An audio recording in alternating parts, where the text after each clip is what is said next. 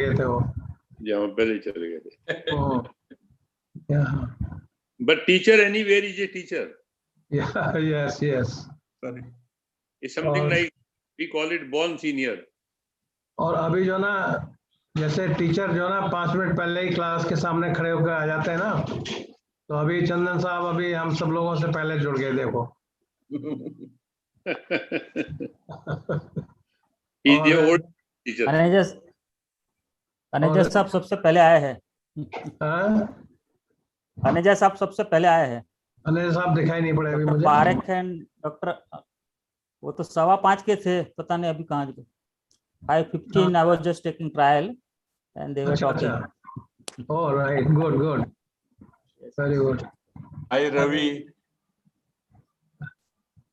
Yes, yes. Dikshit ಸಾಹೇಬ್ರಿಗೆ ನಮಸ್ಕಾರ. ನಮಸ್ಕಾರ ಸಾಹೇಬ್ರೆ. ಚೆನ್ನಾಗಿದ್ದೀರಾ ಸರ್? ಹೌದು, ಚೆನ್ನಾಗಿದೆ. ರವಿ ಕುಮಾರ್ ನಮಸ್ತೆ. Unmute, unmute. Namaste everyone, seniors, my teacher Rajorhia sir. Correct. नमस्कार. पहला गुरु वंदन. ರವಿ ಕುಮಾರ. ಹಾ ಹೌದು. Ravi Kumar sir, how are you sir? Thanks sir. ನಮಸ್ತೆ Ravi Kumar ಸಾಹೇಬ್ಗೆ. Alive, as of now alive. He is the chairman AP chapter now. ಹೌದಾ? I see. Congrats. Aneja Rvi Kumar. नमस्कार अनेजा साहब. Aneja साहब नमस्ते sir. Namaskar to everybody. It was so good seeing you all. Oh, Thanks to COVID. नमस्कार.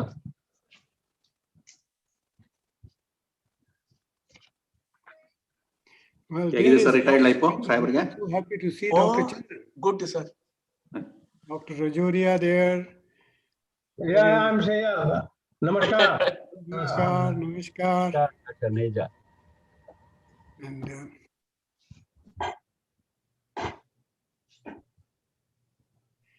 oh, I see. I talked to Dr. Parekh this morning.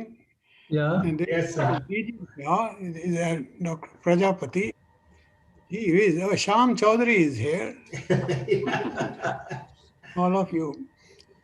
The last few days, the only Zoom meetings we have had were really किसी का 13वां है तो किसी का 4था है. And so this is a change. This is such a welcome change to see you all. Bless you all. I hope you're all keeping safe. Yes sir. Thank you sir.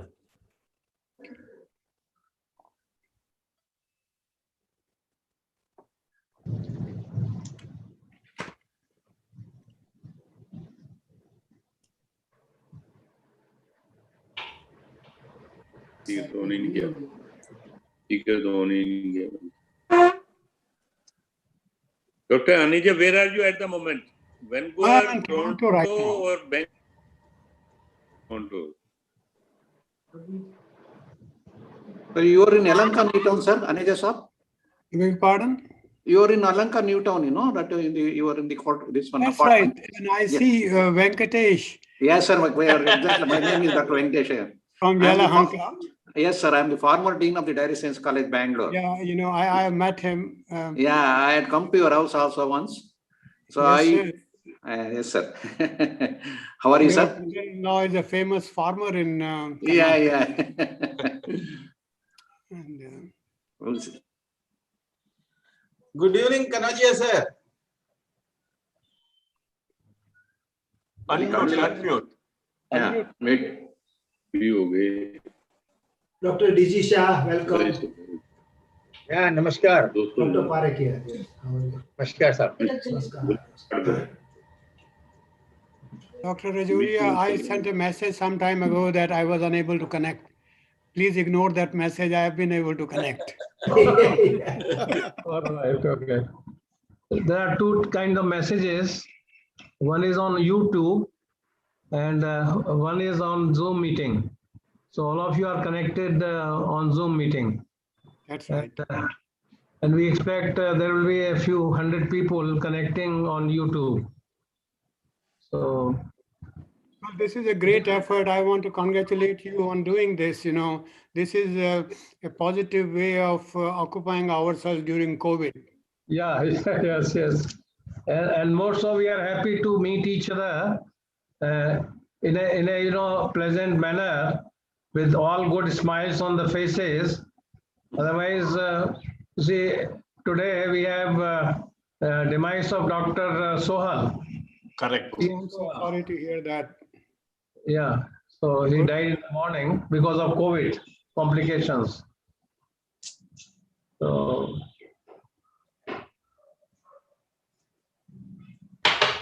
Purnendu was asking about the role he will play in preventing the this contamination of virus if you use ghee. So Rajorhia Saab, can you hear me? Yeah, yes, sure, sir. Yes. Ghanshyam भाई आप सुन सकते हैं ना मुझे?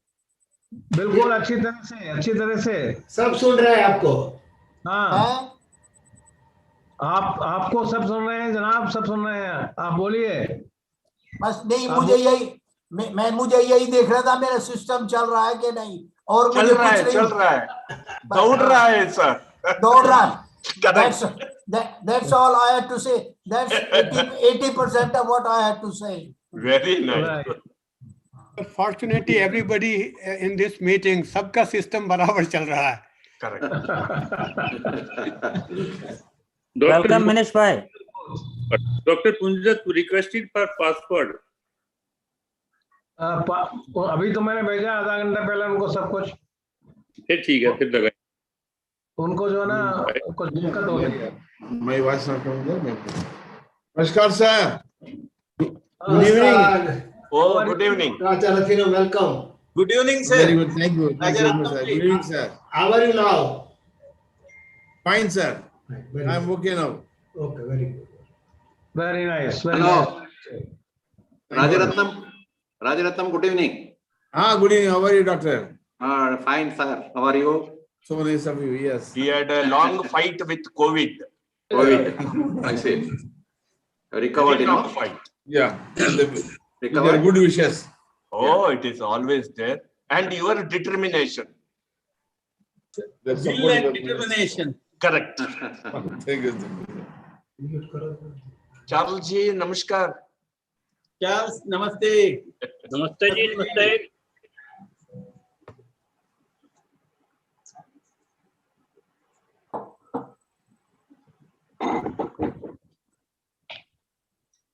Narang ji, namaste. नमस्ते जी। Namaste, Naring sir.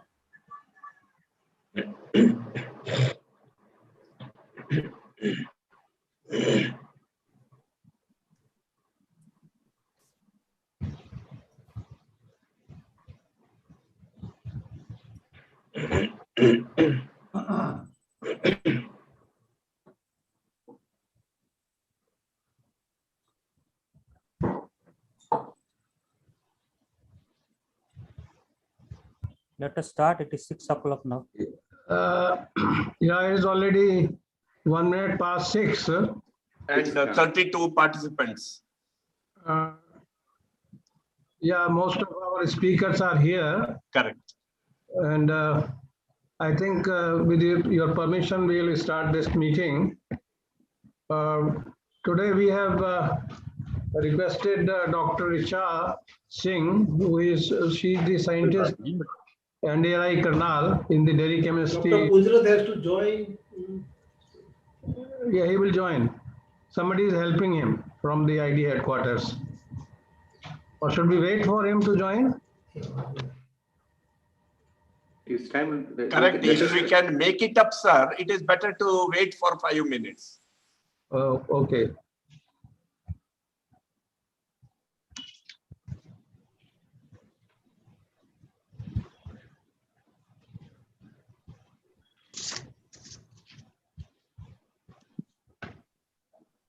Which I will wait for a few minutes more. Yes, sir. Okay, sir. Okay, Yeah. sir.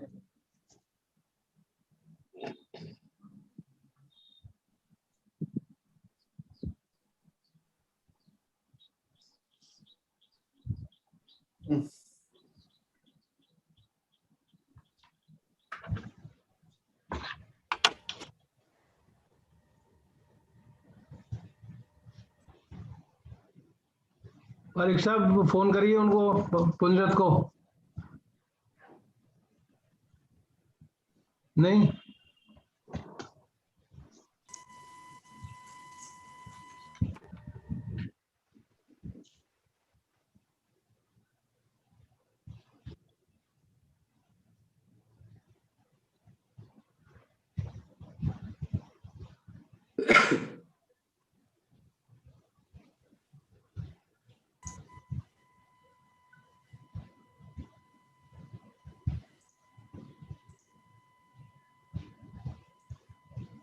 Well, while we are waiting for Dr. Punjrath, I like to say a few words. I'm so happy to see Dr. Chandan at this meeting. Same here. And so it's so good seeing you. He's my guru. पुंजरथ को कुछ problem है, जरा help करो। Dr. Chandan, and I had a chat with him the other day and encouraged him to share some of the experiences. So I'm very glad, Dr. Chandan, that you are joining this. I know it's pretty early for you. It's more like 7:30 your time. Rajauria साहब शुरू कर दीजिए। Okay. Time is up, start कर दीजिए। Richa, you can start. Richa? Yes, sir. Yeah. So, good evening, all of you. Respected Good Dr. G. Good evening. Respected Dr. G.S. Rajoria, the President of Indian Dairy Association, the eminent speakers of this webinar, the members of Indian Dairy Association, other dignitaries, the students and faculty of different dairy science colleges who are joining us through the live YouTube streaming. Ladies and gentlemen, I welcome you all in the today's webinar on the extension of shelf life of pasteurized milk being organized by Indian Dairy Association.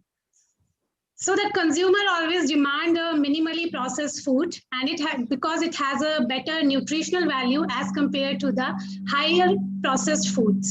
So pasteurized milk is one of the best fit in this minimum processed dairy product category.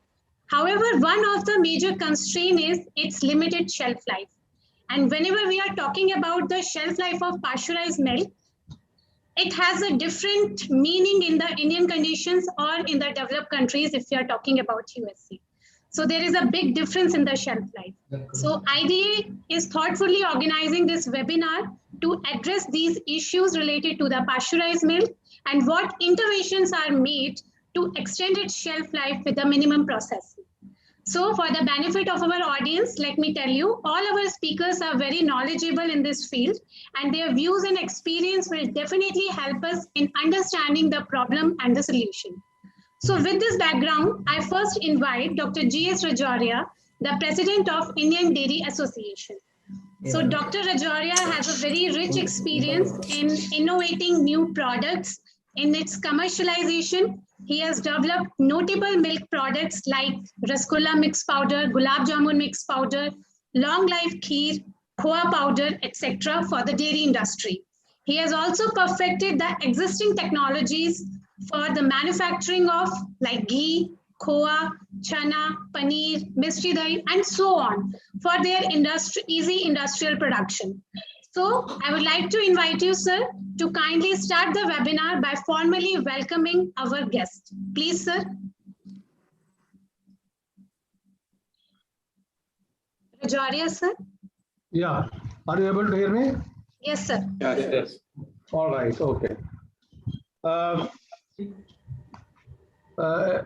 Eminent speakers for this webinar, members of the Central Executive Committee, members of the Zonal Executive Committees, members of the state chapters and local chapters executive committees, invited guests from India and foreign countries, our members of the Indian Dairy Association, friends from dairy industry, dairy farmers, postgraduate students, faculty members of various dairy technology and veterinary universities. I have a great pleasure in welcoming you all to this webinar, which is of great significance to Indian dairy industry in the present time. You are all aware that India is #1 in the total milk production, amounting to about 200 million tons of milk during 2021.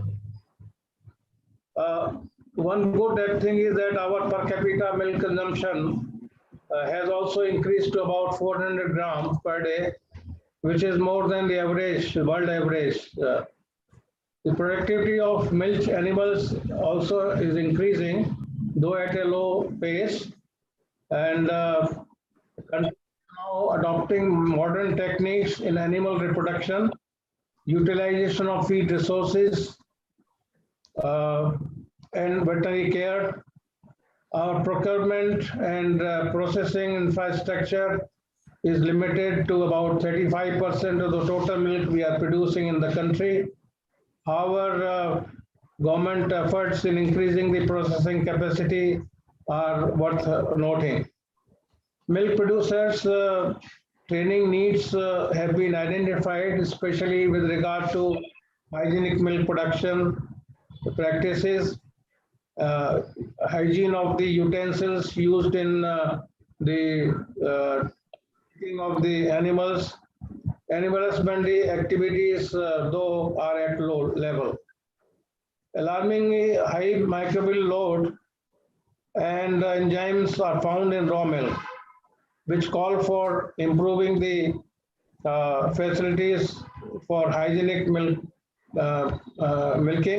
milk production practices, establishment of chilling facilities in about 605 lakh villages in India, and refrigerated transportation to processing centers.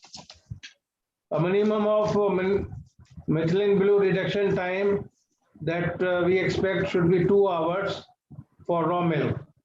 And some efforts have to be made to ensure that the minimum time for MBR is raised to more than 2 hours. In developed countries, this time something around 10 to 12 hours.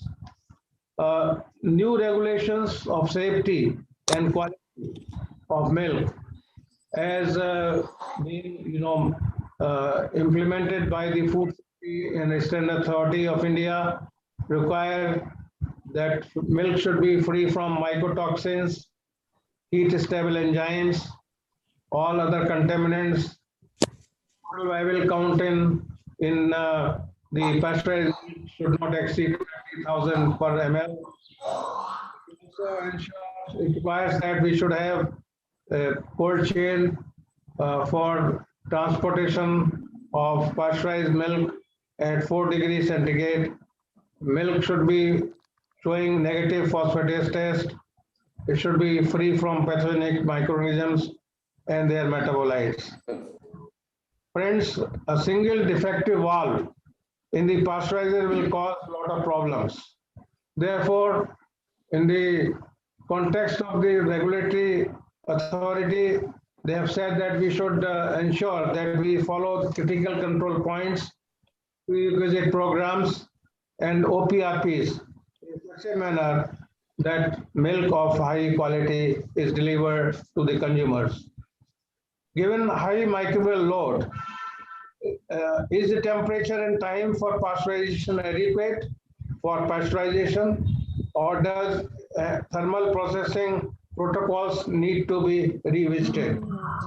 Although bacteriophagation will support extension of shelf life, but enzymes and toxins will still pass into milk.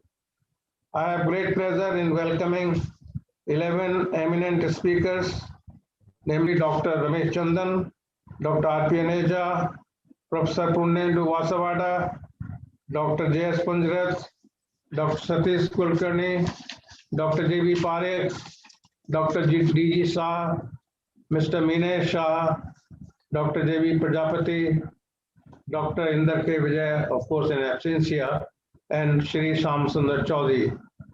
Each one of them possess wealth of knowledge.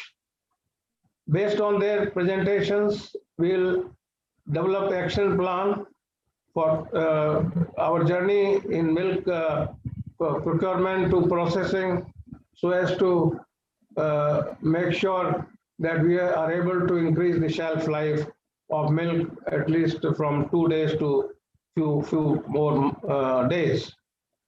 We have requested Dr. Richa Singh, scientist in Dairy Chemistry Division at NDRI Karnal, as a moderator. She holds a BTech degree in dairy technology and MTech and PhD in dairy chemistry. All of these degrees are from NDRI Karnal. Her present research interests include functional properties of milk ingredients and development of new analytical methods for milk and milk products. Each learned speaker is requested to complete the presentation in about 10 minutes time. You may take 12 minutes, but if you will like your presentation to be live, we'll have to have some time left for question answer session. And I am advising Richa Singh to enforce this time frame. For kindly bear with us. With this, I request Richa Singh to request another next speaker for this webinar with a brief introduction for each of the speakers. Thank you. Thank you, sir. So with the permission of chair, we are starting the today's webinar. So our first speaker is Dr. J.V. Parekh. Dr. Parekh has done PhD in Dairy Technology from NDRI Karnal in 1976 and further postdoctorate from the Dairy Research Laboratory, Australia. He has a very good working experience with a national organization like Amul and the international industries like Unigate Limited, Peterville Limited, and the Cadbury Limited, etc. Presently, he provides the consultancy services for setup of dairy that includes from concept to the commissioning of the project. So everything. So starting from the project, its feasibility study, technology transfer, know-how related to quality issues, equipment selection, everything. So today he will deliver the talk on problems related with shelf life of pasteurized milk. I invite you, sir, please. Parekh, sir. Thank you, Dr. Richa Singh, for nice introduction. So we'll not take much time and we start the subject. Can I have first slide? I just want to show you that my topic will be today about the problems related to the shelf life of the pasteurized milk. So this is we'll be covering on what are the main problems we are facing and why we are not getting the product life more than 2-3 days under refrigeration conditions. Now, what are the challenges of the shelf life of pasteurized milk? You can see the limited shelf life of pasteurized milk in India is about 2-3 days only. It could be the reason is that traceability of the milk is not much there, and you can see that we are not free from the antibiotics, pesticides, and the chemicals.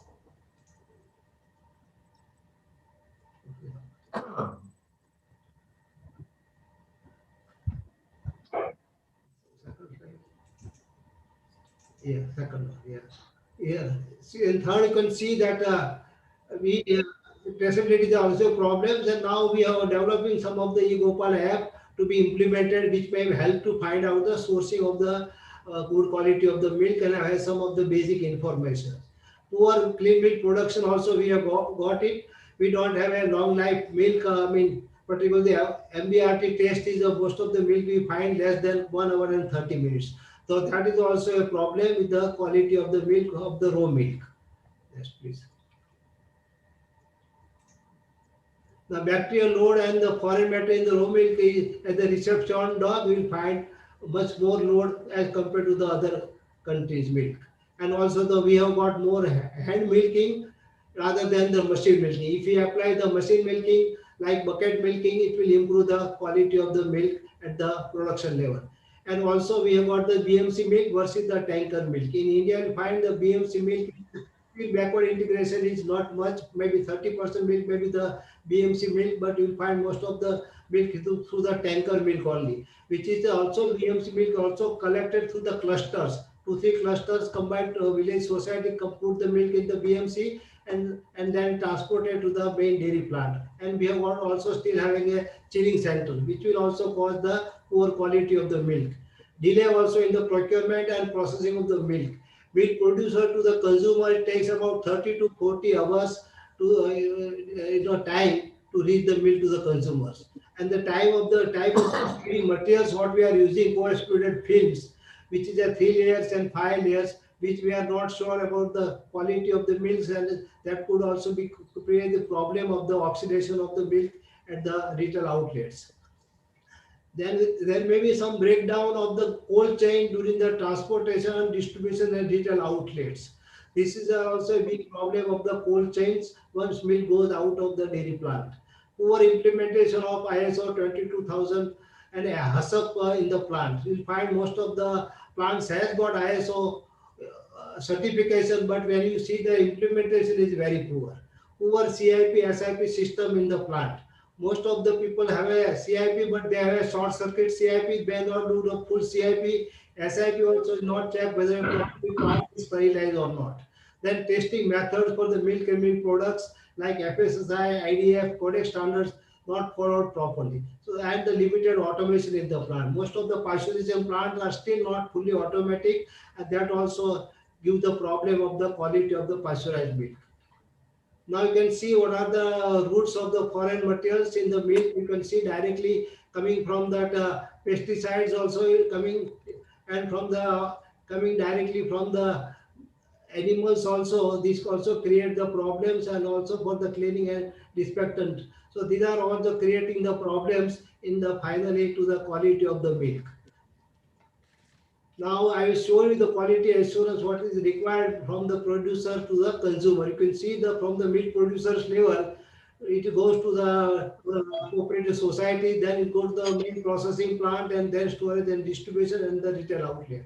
In the milk producer also you can see there may be some contaminations, everything happening because of the milker from the water equipments, and that becomes a part of the contamination. At the collection point also you can see the personal hygiene, handling milk, water supply, they also add these contaminations. In the processing plant also you can see the equipment, packing materials, personal ingredients, insect. So these are some of the source of the contamination which take place during the processing plant.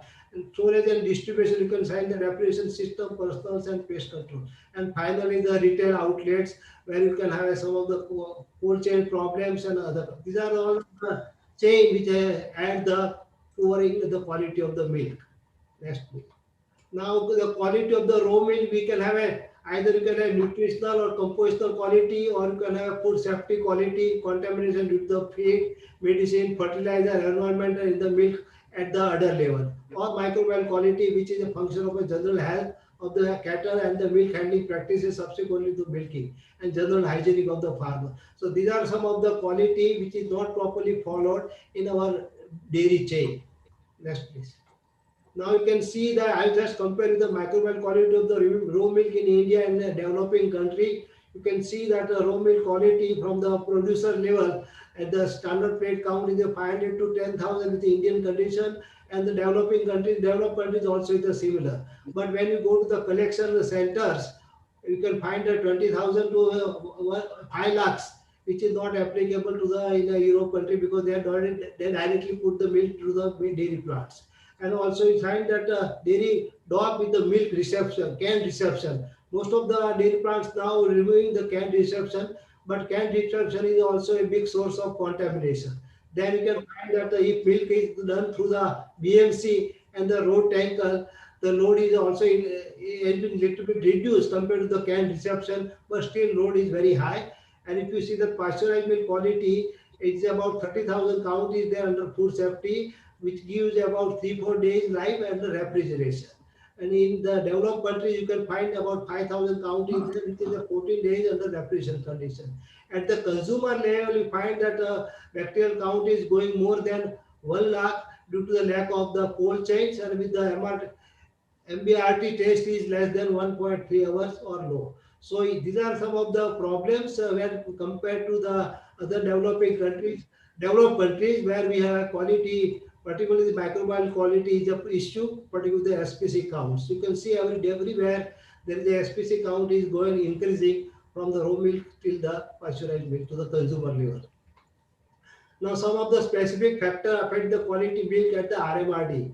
The RMRD mainly including the can conveyors, weighing bowls, filtration of the milk at the weighing bowl, dump tank, pumps, piping, flooring.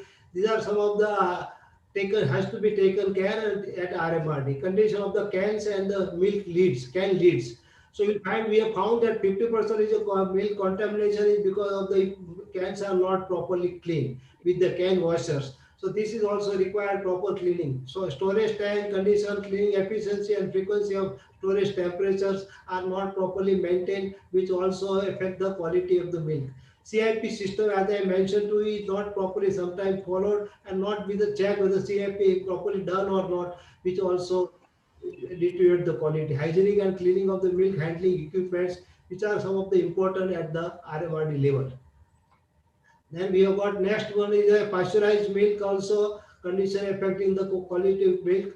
When the impair the pasteurized efficiency, when the flow rate is increased, leaky, sometimes we find leaky gasket resulting in the impaired pasteurized milk quality.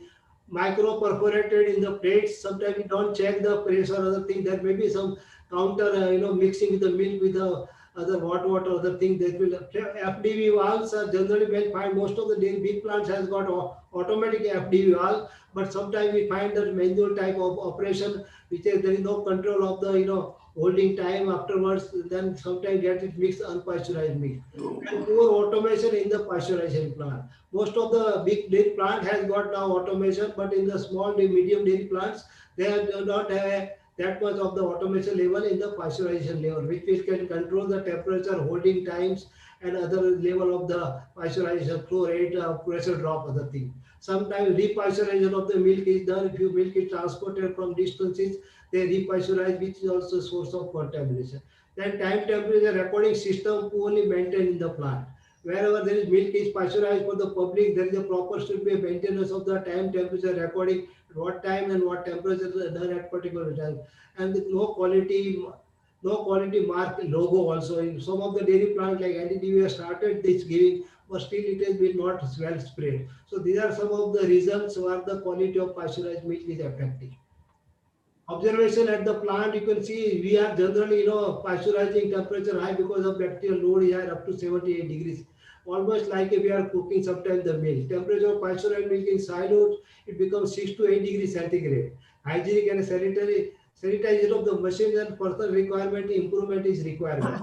UV lights of packing machines are non-functional in most of the dairy plants. I have personally visited so many form fills in machines and find that UV lights for sterilization of the field, sometimes it is not working. Sometimes there is a pouch leakage is there, which is also making the contamination with other milk.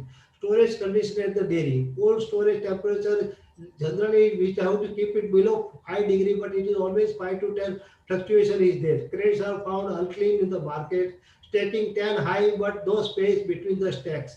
So in the cold store also you have some storage, but if you don't have a proper space between the stack, then there will not be a proper ventilation and there will be a temperature fluctuation.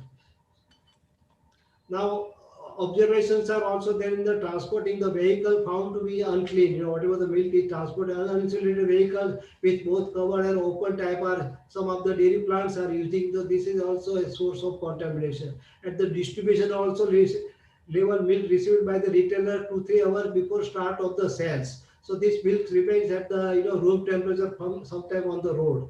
Thus, there is a need for rescheduling of the routes have to be done properly, that it is to be reached to the consumers as quickly as possible.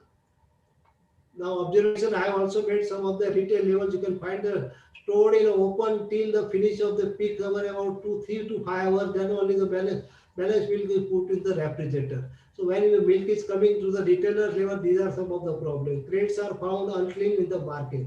The rise in temperature in the crates from the dairy dog to the retailers is about 2 to 2.5 hours. It's about the temperature goes up because of the temperature.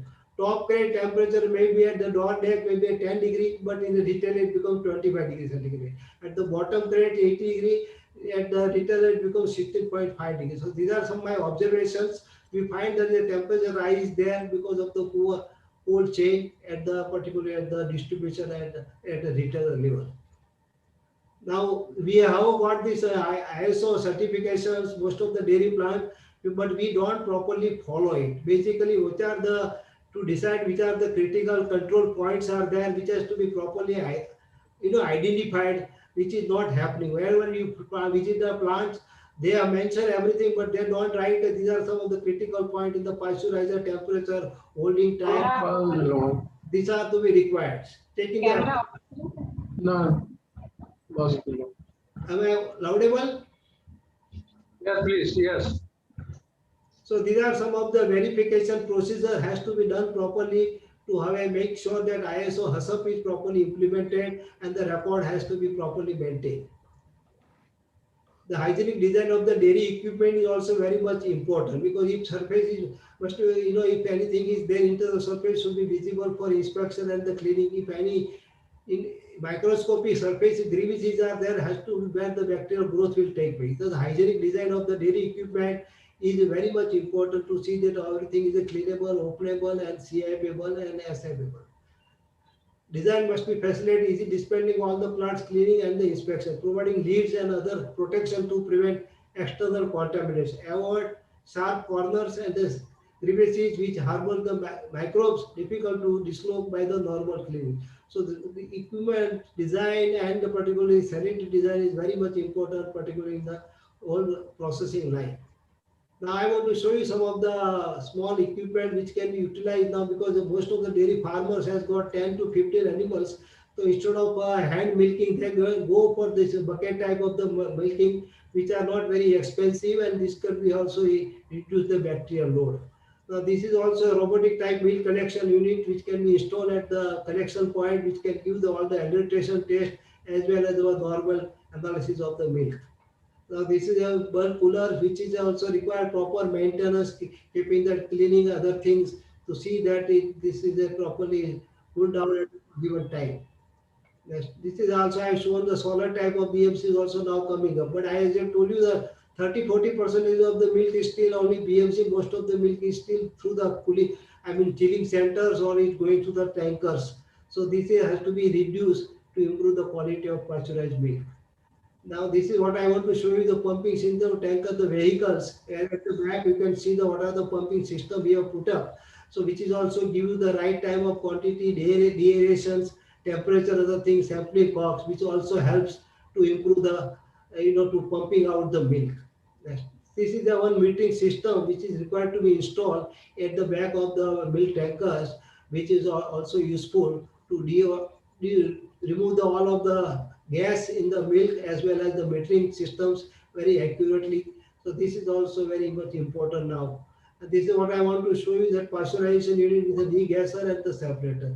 If you've got some like a vaporator type or degasser type of the system in the system, pasteurizer, which will also remove the bad flavors and odors. Now this is also sterile system which can be, head space, we have got a lot of air on the tank. So this air can be replaced with a sterile air. This system has not much use in India, but elsewhere this is very common to remove the contaminated air from the head space of the storage tanks.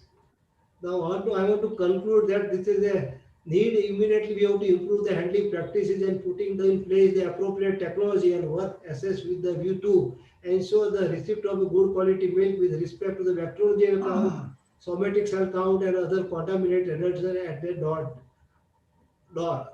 The dairy docks. Maintaining the quality of the product from the dairy to the consumer by maintaining the cold chain is very much important, by making the transporter, wholesaler, retailers and vendors aware about the importance and to educate them about the proper handling practices and storage of the milk and milk product till it is received by the consumer. So we have to see this how where we can improve the quality of pasteurized milk, have a better quality life under refrigeration. Thank you very much for your attention. Thank you very much. Thank you very much, sir, for making us understand the challenge related to the shelf life of pasteurized milk. You have given us very basic examples, very basic observation at the plant level that needs attention, as well as you have given us the solution in your presentation that if we follow these basic solution, to a great extent, we can solve the problem. Thank you very much, sir. Thank you. So in this way, we are now invite our second speaker, Dr. R.P. Aneja, the former president of the Indian Dairy Association, the former managing director of NDDB, and now an international dairy consultant. He is a master of ethnic dairy products and holds many patents related to the manufacturing of traditional dairy products. He has motivated a lot of generation of scientists for developing the technology related to the traditional dairy product, basically their industrial manufacture.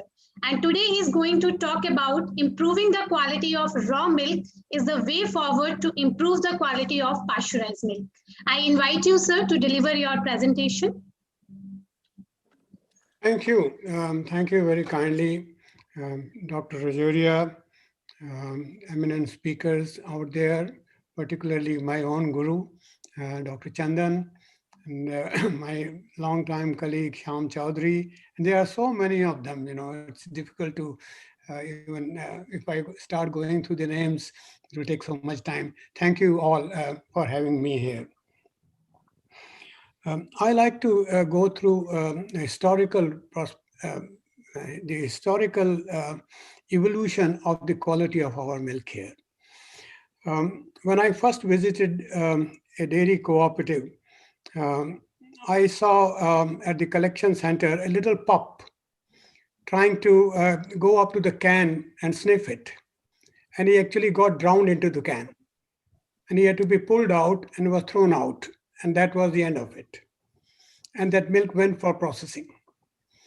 I then realized the quality is something that we have to look at it very relatively. The quality of milk can be no different than the quality of all our food, the hygiene at home, the hygiene within the society. And so it has far larger implications. And the entire dairy industry was really looking at milk that does not clot on boiling. I mean, the gold standard was milk that we collect should not clot on boiling. I mean, how gross can you get really on the quality of milk? We also realized that the entire processing sector was looking at extending the quality of the shelf life of milk. They were not really looking at pasteurization because it makes milk safe. You know, temperatures would be raised to as high as the pasteurizers will take. The whole objective was how to ensure that the milk gets delivered to the consumer and it will not clot there in the consumer's pan. That I think is extremely, extremely gross. When we were students, we learned about sediment test, which was a very gross test again. You pump a pint of milk through a system and look at the disc. And if the disc was relatively dark, you know the quality was not good. Now that is the way the hygienic quality of milk was being tested even in the West at that point of time. And where have they reached now? When I looked at the quality of raw milk in Canada some 50 years ago, you know, the plate counts would be less than 2,000, 3,000, 4,000 raw milk.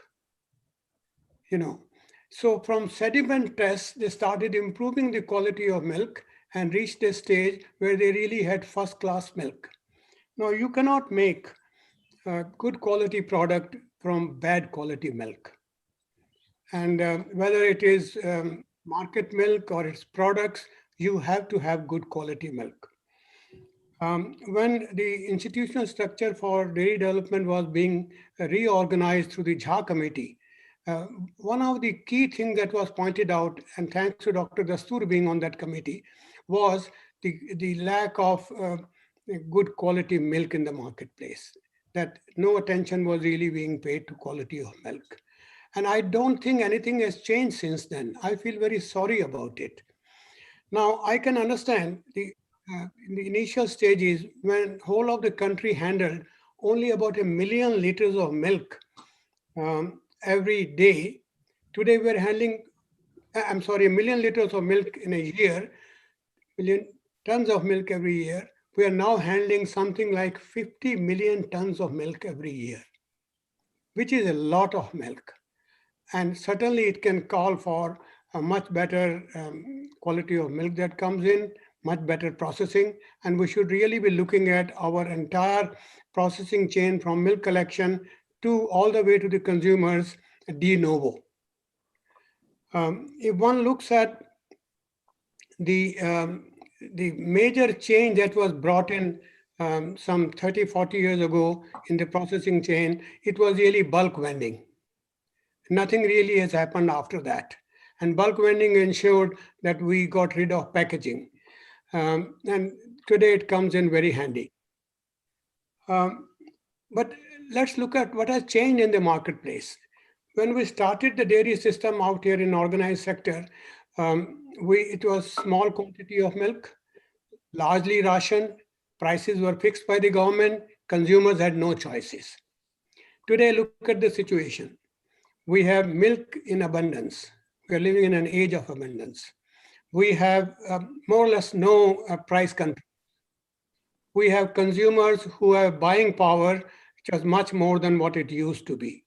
We have consumers who have refrigerators at home. Almost 30–40% of India's population households now have refrigerators, and they certainly expect better quality milk. So, but there was something else that kept us tied down to the older methods, and that is because we all boiled our milk. Even today, we all boil milk at home. Nobody drinks cold milk because A, we don't trust it. B, there is just not the habit of taking out a glass of milk from the fridge. Things have changed dramatically. Consumers are willing to pay more for the quality of milk. It is a tremendous opportunity for the marketeers to be able to get more money out of the consumers and pay to the producers. The real issue on the producer front is the level of hygiene we have. With the Swasth India Abhiyan, with the better availability of water in the villages, with better availability of electricity, things can really improve. And there is a need to do that. But the producers are not going to do anything until they get motivated. And the only thing that is going to motivate them to produce clean milk is getting bonus payments for cleaner milk. Way back in '66, when IIM Ahmedabad organized a dairy management program, there was a one-page case, which I think was titled "Putting a Lid on the Powly." Here is a discussion going on within the milk producers at a village, and they are saying, why can't and the producers, when they bring in their milk to the collection point, why can't they put a lid on the container? And because they don't put a lid on the container, we have flies in milk, we have dust in milk, and so why don't we put a lid? And that case study goes on and ends at a point where somebody is raising a question that if we do all this, will we get more money for it? It was quite clear that if you want to motivate producers to produce cleaner milk, to set up standards, you test the quality of milk and pay them bonus amounts. And these should be substantial amounts. I know some attempts have been made to provide some bonus, but I've never seen something like 10–15% being paid. Small quantities are not going to motivate. So I think one of the keys is to start paying on the basis of hygienic quality of milk.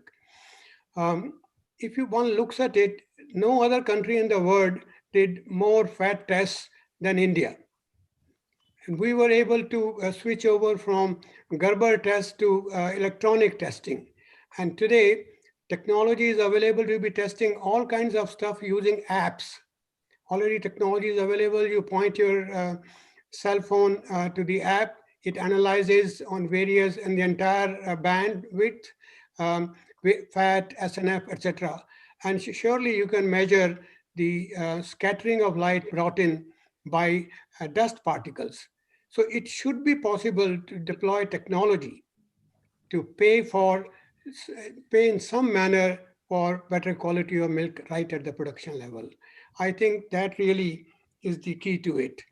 I would also like to suggest that NDRI, IDA, NDDB, we should really be carrying out more and more of these studies region-wise, season-wise, on the quality of raw milk and the quality of pasteurized milk, and circulate it widely. The Indian dairymen should really be publishing it, so we all know, where we stand. We should be showing a mirror to ourselves that this is where we stand. We may be the largest producer of milk in the world, but we must become the price and quality leader. We are already very, we are very competitive as far as price is concerned, but we get rejected on the quality.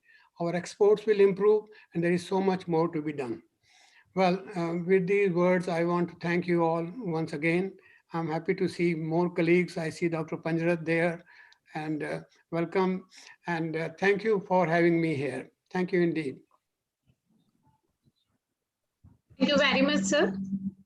You have very rightly said, sir, that we can expect a better pasteurized milk when we'll pay focus on the quality of the raw milk.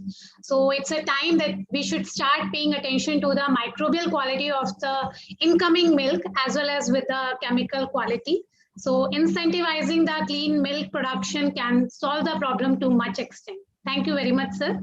So now I invite our third speaker of today's webinar, Dr. Ramesh C. Chandan, the President of Global Technologies USA. This is a consultancy firm in the food science and technology since 1994. Dr. Chandan has also served as an associate professor, Michigan State University from 1976 to 1982. He has over 45 years of great experience in dairy and the food manufacturing, especially in the products like cheese, paneer, and the fermented milk product. So today he will share his views on the efforts that resulted in excellent quality of raw milk in USA. I invite you, sir. Thank you, Richa. First, I want to convey that I feel very honored and very happy to see you all. Actually, your faces. We talk on the phone, but it's not the same thing as confronting the faces and having conversation. So what I'm going to talk about is how U.S. has come through the years to produce milk at the producer level. I have seen counts at the farm level less than 100 per gram. Can you believe that? It's not required by law to have it less than 100, but they take pride in having such a low count, high quality milk. And I think that is also very important in fighting this problem of poor quality raw milk. So the dairy industry has achieved distinction by following the U.S. Public Health Grade A Milk Safety Program. This program was originally designed to have a safe, disease-free milk for the consumer. Back in 1920, that was initiated, and in 1927, they produced a book or a guide, which is called Standard Milk Ordinance and it's a voluntary adoption thing.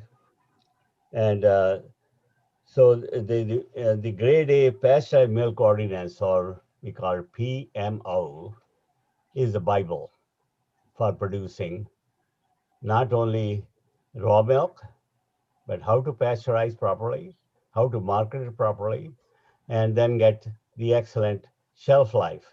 The shelf life in the US is now close to 3 weeks at 4 degrees Celsius.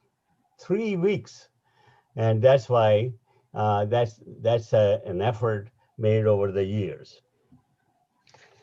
I have, by the way, I have a copy of the 2017 edition of the PMO. If anyone's interested, I have an electronic copy. I'll be very happy to share that with you. And there you'll find details of how to handle milk at each level, how to transport it, and how to process it, how to market it. There are conditions, there are temperature, there are times, and all the testing is there.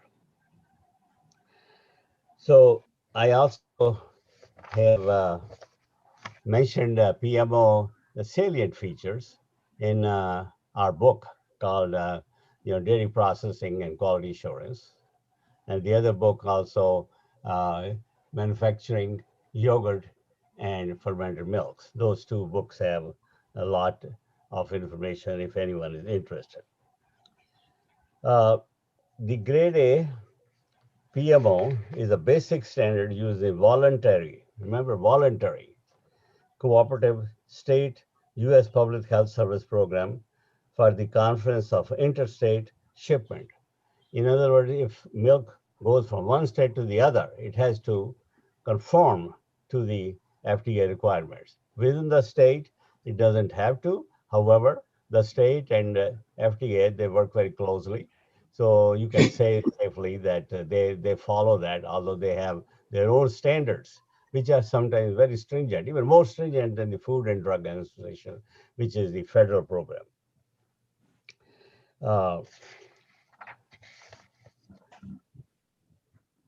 So the grade A PMO is incorporated with reference in federal specifications for procurement of milk and products.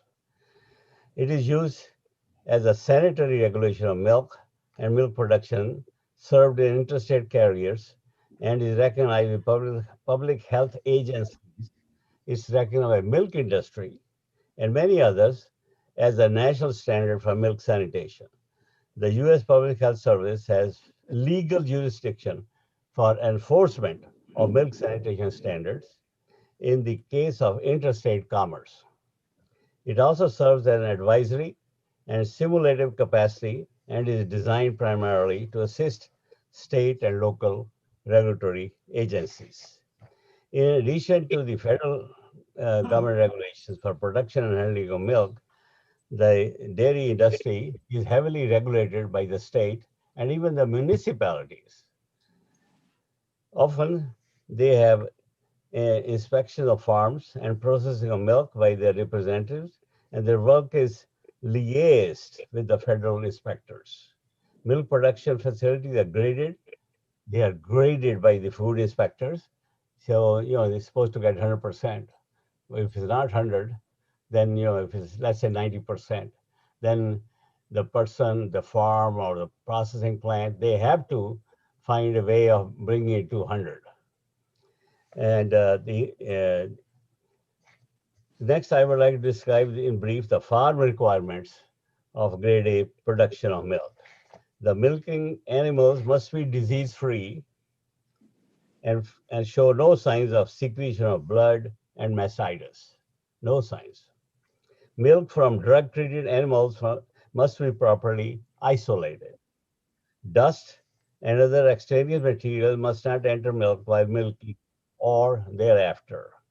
Cooling of milk during and after milking must be assured by installation of accurate recording devices to verify cooling of milk to below 10 degrees Celsius or within 4 hours or less of milking, and to 7 degrees Celsius within 2 hours of completion of milking. So that's why it's grade A. Provided that the blend temperature after first milking and subsequent milking does not exceed 10 degrees Celsius. Utensils and milking equipment for handling, storage, and transportation must be made of smooth, corrosion-resistant, non-absorbent, non-toxic material designed for easy cleaning. The equipment should be cleaned and sanitized after each use. Complete drainage of the utensils after sanitation is required. Cleaners and sanitizing chemicals must be labeled and properly stored. Complete protection of the utensils and equipment must be assured from contamination with insects, rodents, and the chemicals used for pest control. Milking procedures require animal udders to be dirt and dust free, and proper washing, sanitization prior to milking. Milkers must sanitize their hands prior to milking. Regular inspection with the state government is required with a frequency of twice a year. So recommended microbial, sensory, physical, and chemical properties of raw milk are given below. Standard plate count measures overall quality of milk. High SPC causes reduced shelf life and several off flavors. Grade A requirements are a maximum of 100,000 CFU per ml for an individual producer and 300,000 CFU per ml for commingled milk, 100 to 300,000. Some states require more stringent counts. It is recommended to set the standard at 50,000 CFU per ml. Coliform count, bacterial count is a measure of the milk sanitation. A recommended count is 500 CFU per ml.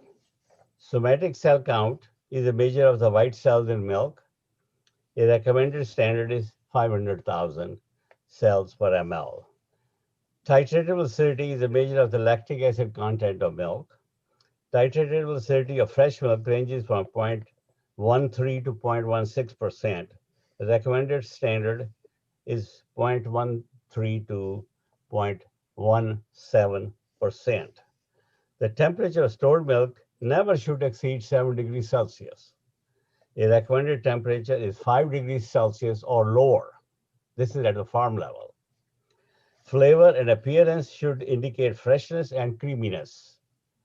A recommended flavor is or standard is a lack of all flavors. Appearance standard is whiteness with no debris or color defect.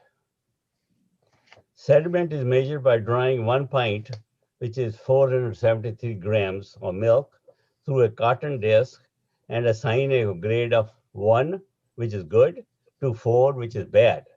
A recommended sediment grade of 2 or less is desirable.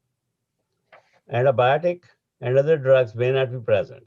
Milk from antibiotic-treated animals must be held for 5 days. For organic label, no milk can be used in commerce from an animal that has been treated with antibiotics without a holding period of 12 months following antibiotic treatment. No added water is permitted, of course. Freezing point test should be minus 0.530 Hotwart scale or less. Fat and solid not fat test should show a minimum of 3.25% fat and 8.25% MSNF. So this is the low side. I mean, you can have more. According to Pasteurized Milk Ordinance, Pasteurized Milk Standard call for a standard plate count of 20,000 CFU per gram or less, and coliform counts of 10 CFU per gram or less. So next, I will go over my recommendations. First, practical lessons from the U.S. dairy producers include applying sanitary practices on the farm. These measures must be adaptable to lower conditions, strictly enforced. More scientific studies are needed to show current status of microbial load in the raw milk in selected high-producing areas in India. I wonder if there are pockets of milk produced in various parts of the country who might already meet low count standards for raw milk. Cooperative research from dairy research institutes and universities in the country is urgently needed to generate data to develop framework that could filter down to milk producers. Model farms and outreach institutions may be created for the milk producer to be trained in the correct sanitary practices. The infrastructure must be developed to implement sanitation regime at the producer level to enable acceptance of the practices proven to reduce microbial load to an acceptable level. Indian milk producer needs a meaningful incentive to produce microbiologically clean milk. I do believe that a significant section of the consumer in India is ready to acknowledge point of difference between currently available product and proposed clean, longer shelf life product. Accordingly, the consumer should be willing to pay the difference in price. Thank you very much for listening. It's my pleasure. Thank you, sir. You have rightly said, sir, that in India, in pasteurized milk, we are having a very low shelf life. And when we are talking about USA, it's a long shelf life pasteurized milk, 3 weeks at 4 degrees centigrade. So we have a very big way to go. But as per your recommendation, it's not unachievable if we pay attention to the low count standard in the raw milk. And everybody feels a voluntary responsibility. So we can achieve this big difference between India and the developed country. So thank you very much, sir. Now I invite the next speaker, Dr. J.S. Punjrath, the former Executive Director, NDDB Anand. Dr. Punjrath is a very known personality for all the dairy personals. He has played a very great role in the Operation Flood, that is known to be the world's largest dairy development project, along with the Dr. Varghese Kurian. He has also worked as a managing director of very big organizations like Milk Fed Punjab, Patna Dairy Projects in the Bihar, then in the Sri Lanka, Kiriaya Milk Industries, Kargil Quality Dairies, then Kargil Agri Foods and the Quality Foods. So his today talk is focused on the designing a new process for the thermal processing of milk. I invite you, sir.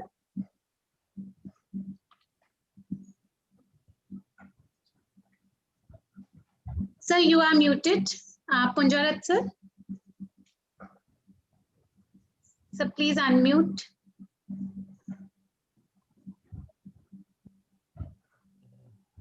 No sound. Okay, can you listen me? Yes, sir. Not to me. Okay, Rija, thank you very much.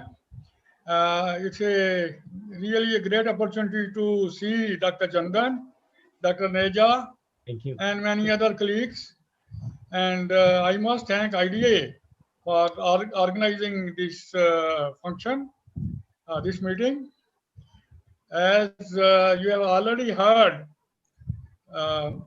previous speaker, quality plays a very important role in designing any process, and particularly in case of milk, the whole topic of extension of shelf life boiled down to improving the quality of our raw milk, which I can tell you is terribly bad.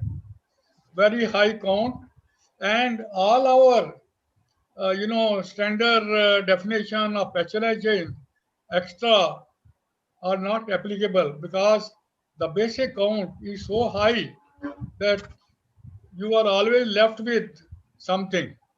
Dr. Aneja has also explained the reason why pasteurization was compromised at one stage, because we are used to boiling milk. Anyway, my topic, the designing of a new process for the extension of shelf life, will have a limited role unless these quality control operation are not improved. Unless we improve the quality, our final product will always remain second grade, because so many things happen. It's not only bacteria. The enzymes secreted, which modify the protein, the process of heating to terribly high temperature, which are required for processing, poor quality milk, does affect so many quality parameters that so nutrition and other thing, the color and other thing, that to come up with a very optimum process is a big compromise. As you must have realized, any process for extension of, I am now talking of process. There, incidentally, must have heard about a high temperature treatment, treatment at 125 to 130 degree for 2 to 4 seconds, treatment with a UHT plant and packing in a RD plant, RD packaging to increase the shelf life to say 28 days, which is possible in USA and other country because of very low count is not possible. Microfiltration, which will remove most of the bacteria by microfiltration and will require lesser heat treatment. But still, the damage which has already been done to the quality because of initial high count, because of variant in design, action on protein and other component will continue to go with the product. And of course, final centrifugal method, which will also again reduce the large proportion of bacteria, harmful bacteria, and with, coupled with mild heat treatment and of course UHT. So you'll see in all the processes, whether they involve mechanical improvement in quality by reduction of bacteria, they require some degree of heat treatment. Some mild, reasonably mild, some very drastic. We also know that the microbial death, that is death of bacteria because of heating, is a monomolecular reaction. That is the decrease of bacteria because of processing above 150 degree, not 150, only 50 degree to higher temperature will be always very proportional to number of bacteria present. That means it's a logarithmic function, and ultimately you end up with an equation which is exponential in nature. That means there is always some power raised to 10, 10 raised to power with 10 or e as a base, and certain power, which was number of bacteria, will be left. Forgive me for being little technical. I will try to reduce a technical component as much as possible. But the point is, microbial death is a monomolecular process and is governed by equation which ultimately give you an exponential form where you can never have zero bacteria. By whatever drastic heating you do, you will be always left with certain number of bacteria depending upon the initial count and amount of. So another thing which is beautiful about the heat treatment is that this killing of bacteria at any temperature, for any length of time, is dependent upon the temperature. That the killing rate are higher at higher temperature and are lower at lower temperature. This gives us a beautiful tool to kill as many bacteria, or I would say as many bacteria as we want, or probably much more number of bacteria than compared to the damage heat treatment will do to the nutritional aspect like foliate, vitamin C, vitamin thiamine, color, all those chemical reaction. Because we have seen the death rate, what we call D, is again dependent upon temperature. Higher temperature reduce the time required to kill same proportion of bacteria, or higher temperature will reduce the D value, the death rate, increase the death rate. So by selecting appropriate temperature time combination, we can design a method which will minimize the destruction of desirable components of milk, reduce the damage to aroma, color of the coloring product, while optimizing the bacterial death. So this all is possible, but basically Indian milk is so terrible in raw milk quality that I cannot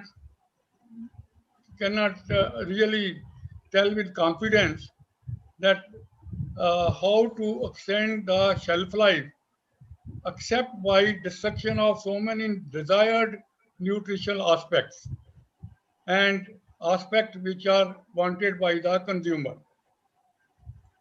I would like to say the definition of pasteurization. I mean, we are all technical people here. I must ask you, how many of you really know that our milk are not pasteurized? The pasteurized process, in fact, our process, who designed pasteurization process for India? Who knows the resistance of microorganism available in Indian milk or cow milk or buffalo milk or any other breed, or even the contamination which are added from the environment. I am sorry to say that though we are the largest milk producing country in the world, we lack this basic knowledge. We do pasteurization. Now, without knowing what it means, the pasteurization was designed to minimize the nutrition loss, ensure 100% safety of the product against pathogen, against disease, and prolong the shelf life. But we don't know. We are following Western methods, 72 degrees centigrade, 15 seconds, 16 seconds. In other countries, they have found the bacterial resistance also changes. It changes with the viscosity of the product. It will change with the, there's a mutation, there is some adaptation of these bacteria. And many countries have revised their pasteurization standards. In somewhere you will find instead of 72 degrees, 75 degrees. Instead of 15 seconds, 16 seconds, 20 seconds, somewhere. But that is always based on some facts and scientific information. But in India, we have no information. Our pasteurizer, our equipment, for example, I am sorry to say, everywhere, say when we say 15 seconds, who is controlling 15 seconds? The pump we are using are mostly centrifugal pump, where the flow rate changes because of the pressure on the discharge side. If there's, you change the line, the pressure will change, the flow rate will change. Who knows that whether it's 15 seconds or 16 seconds? Nobody bothers. Earlier, there was no flow diversion, flow diversion valve. Of course, Dr. Aneja has explained the reason. Now we are adding those things, but not everywhere. Nobody knows that velocity profile in foreign countries, like in USA, they are saying that when milk is flowing in a pipeline, the velocity of particle at the center is much higher than the particle on the wall of the tube. In case of lamella flow, it is as much as half the average velocity. And the particle at the center are moving much faster than the particle near the walls. But in India, we don't care. We even don't care whether it's 15 seconds, 16 seconds. But anyway, all this is possible depending what you want, depending upon the basic raw quality of the raw milk. In foreign countries, the raw milk is supposed to be from disease-free animals, maximum, farms which have been certified. The milk which is used for liquid milk market comes from certified farm, where they control of disease, control of animal, where they see that the count does not exceed more than 1 lakh. But in India, who cares? Nobody cares. Anyway, thank you very much. I wish this seminar will focus attention on the need to control the basic quality of raw milk, because everything will be on the quality of raw milk. Thank you. Once again, very nice meeting my old bosses and friends and colleagues. And thank you very much, Dr. Rajorhia, for organizing this. Thank you. Thank you, sir.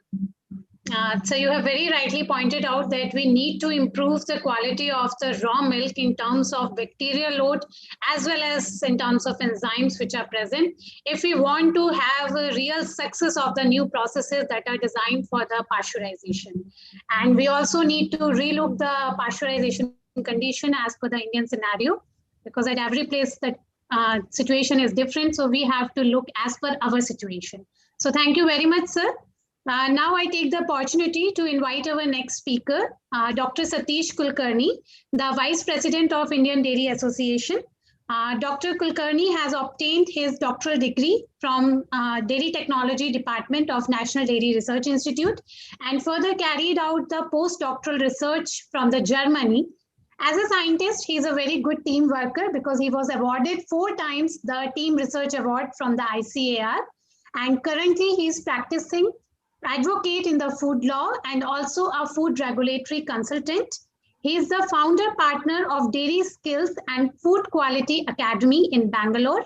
And today he will share his views related to the newer concepts for enhancing shelf life of pasteurized milk. I invite you, sir. Yeah, thank you very much for the invitation on the outset. I thank my association for inviting me to share some of my experiences with you all on this day. In my presentation for about 10 minutes, I have altogether a different narrative from what the earlier speakers have mentioned. Next year will be my 50th year in dairy operation, in dairying. When I joined NDRI Bangalore as a student in the year 1972, I'll be completing 50 years in dairying. And in these 50 years of dairying, there is tremendous improvement which has taken place in the entire processing sector, right from the milk production till the end of it. Like any other sector, we also have in the dairy top-notch dairies, which are in no way inferior to any of the dairies in the world. Perhaps they form about 15% of the existing dairy plants, with state-of-the-art technology at the as on day, or being or existing as on today. It's not that I will tell the story. I will go with the case. It's almost like the case study, which I'll try to make a presentation in about 10 minutes.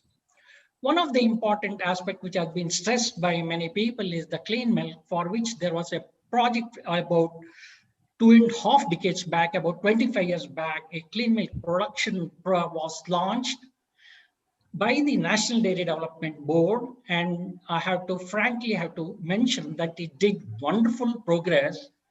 And today, as some of the speakers were mentioning, data is not available. In fact, in real-time data is available on the quality of the milk.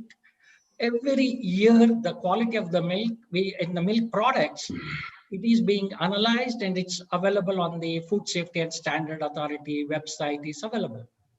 This clean milk production is one of the important steps, but nevertheless, it's more than 20 years and it has lost its novelty as on day, but it has become a standard operating procedure in many of the new dairy plants which are being established. The next comes is one of the community milking parlors, which is a complementary to the clean milk production. Even though it was a very novel idea, somehow this did not find too many replications. Even though it was a very good concept, it did not find proper replications or emulation. I think here my friends, many of my scientific friends from extension group will be participating here. If they are there, they have to look into the reasons why these community milking parlors or this did not take off the way in which it was expected.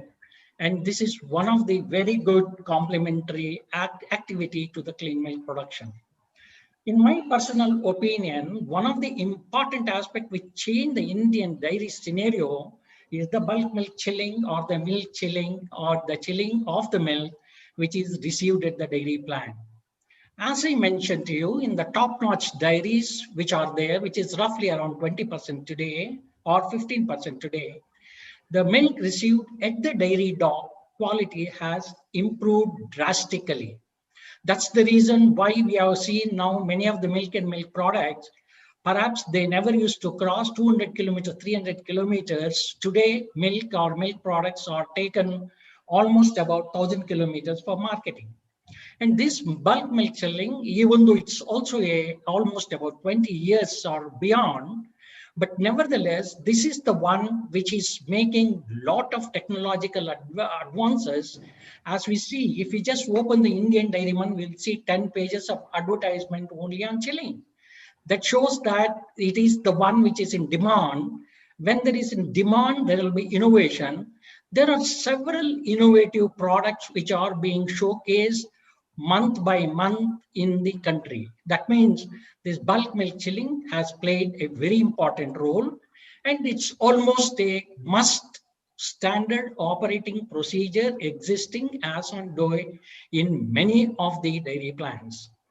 The next one, which has not drawn much attention in the today's discussion, in my opinion, is very important step is the bacterification, wherein this also is a process which has been introduced in many of the dairy plants. In the city of Bangalore, I pick up my milk twice a week. Perhaps one of the reasons is that two dairies, cooperative dairies, which are catering to our customers, both of them, they have got the process which is available. Apart from this, there are several private dairies in southern India. They do have the process. And during many of the auditing process, I have checked that I myself have seen the microbial quality of the pasteurized milk under 4 figures. Our standard is 30,000 CFU per ml. We have seen ourselves this count to be less than 1,000 many a times. If this 1,000 is the quality of the pasteurized milk is available, if it is properly packaged, why not we get the required shelf life for the pasteurized milk is the question, which I'll try to answer in the last slide.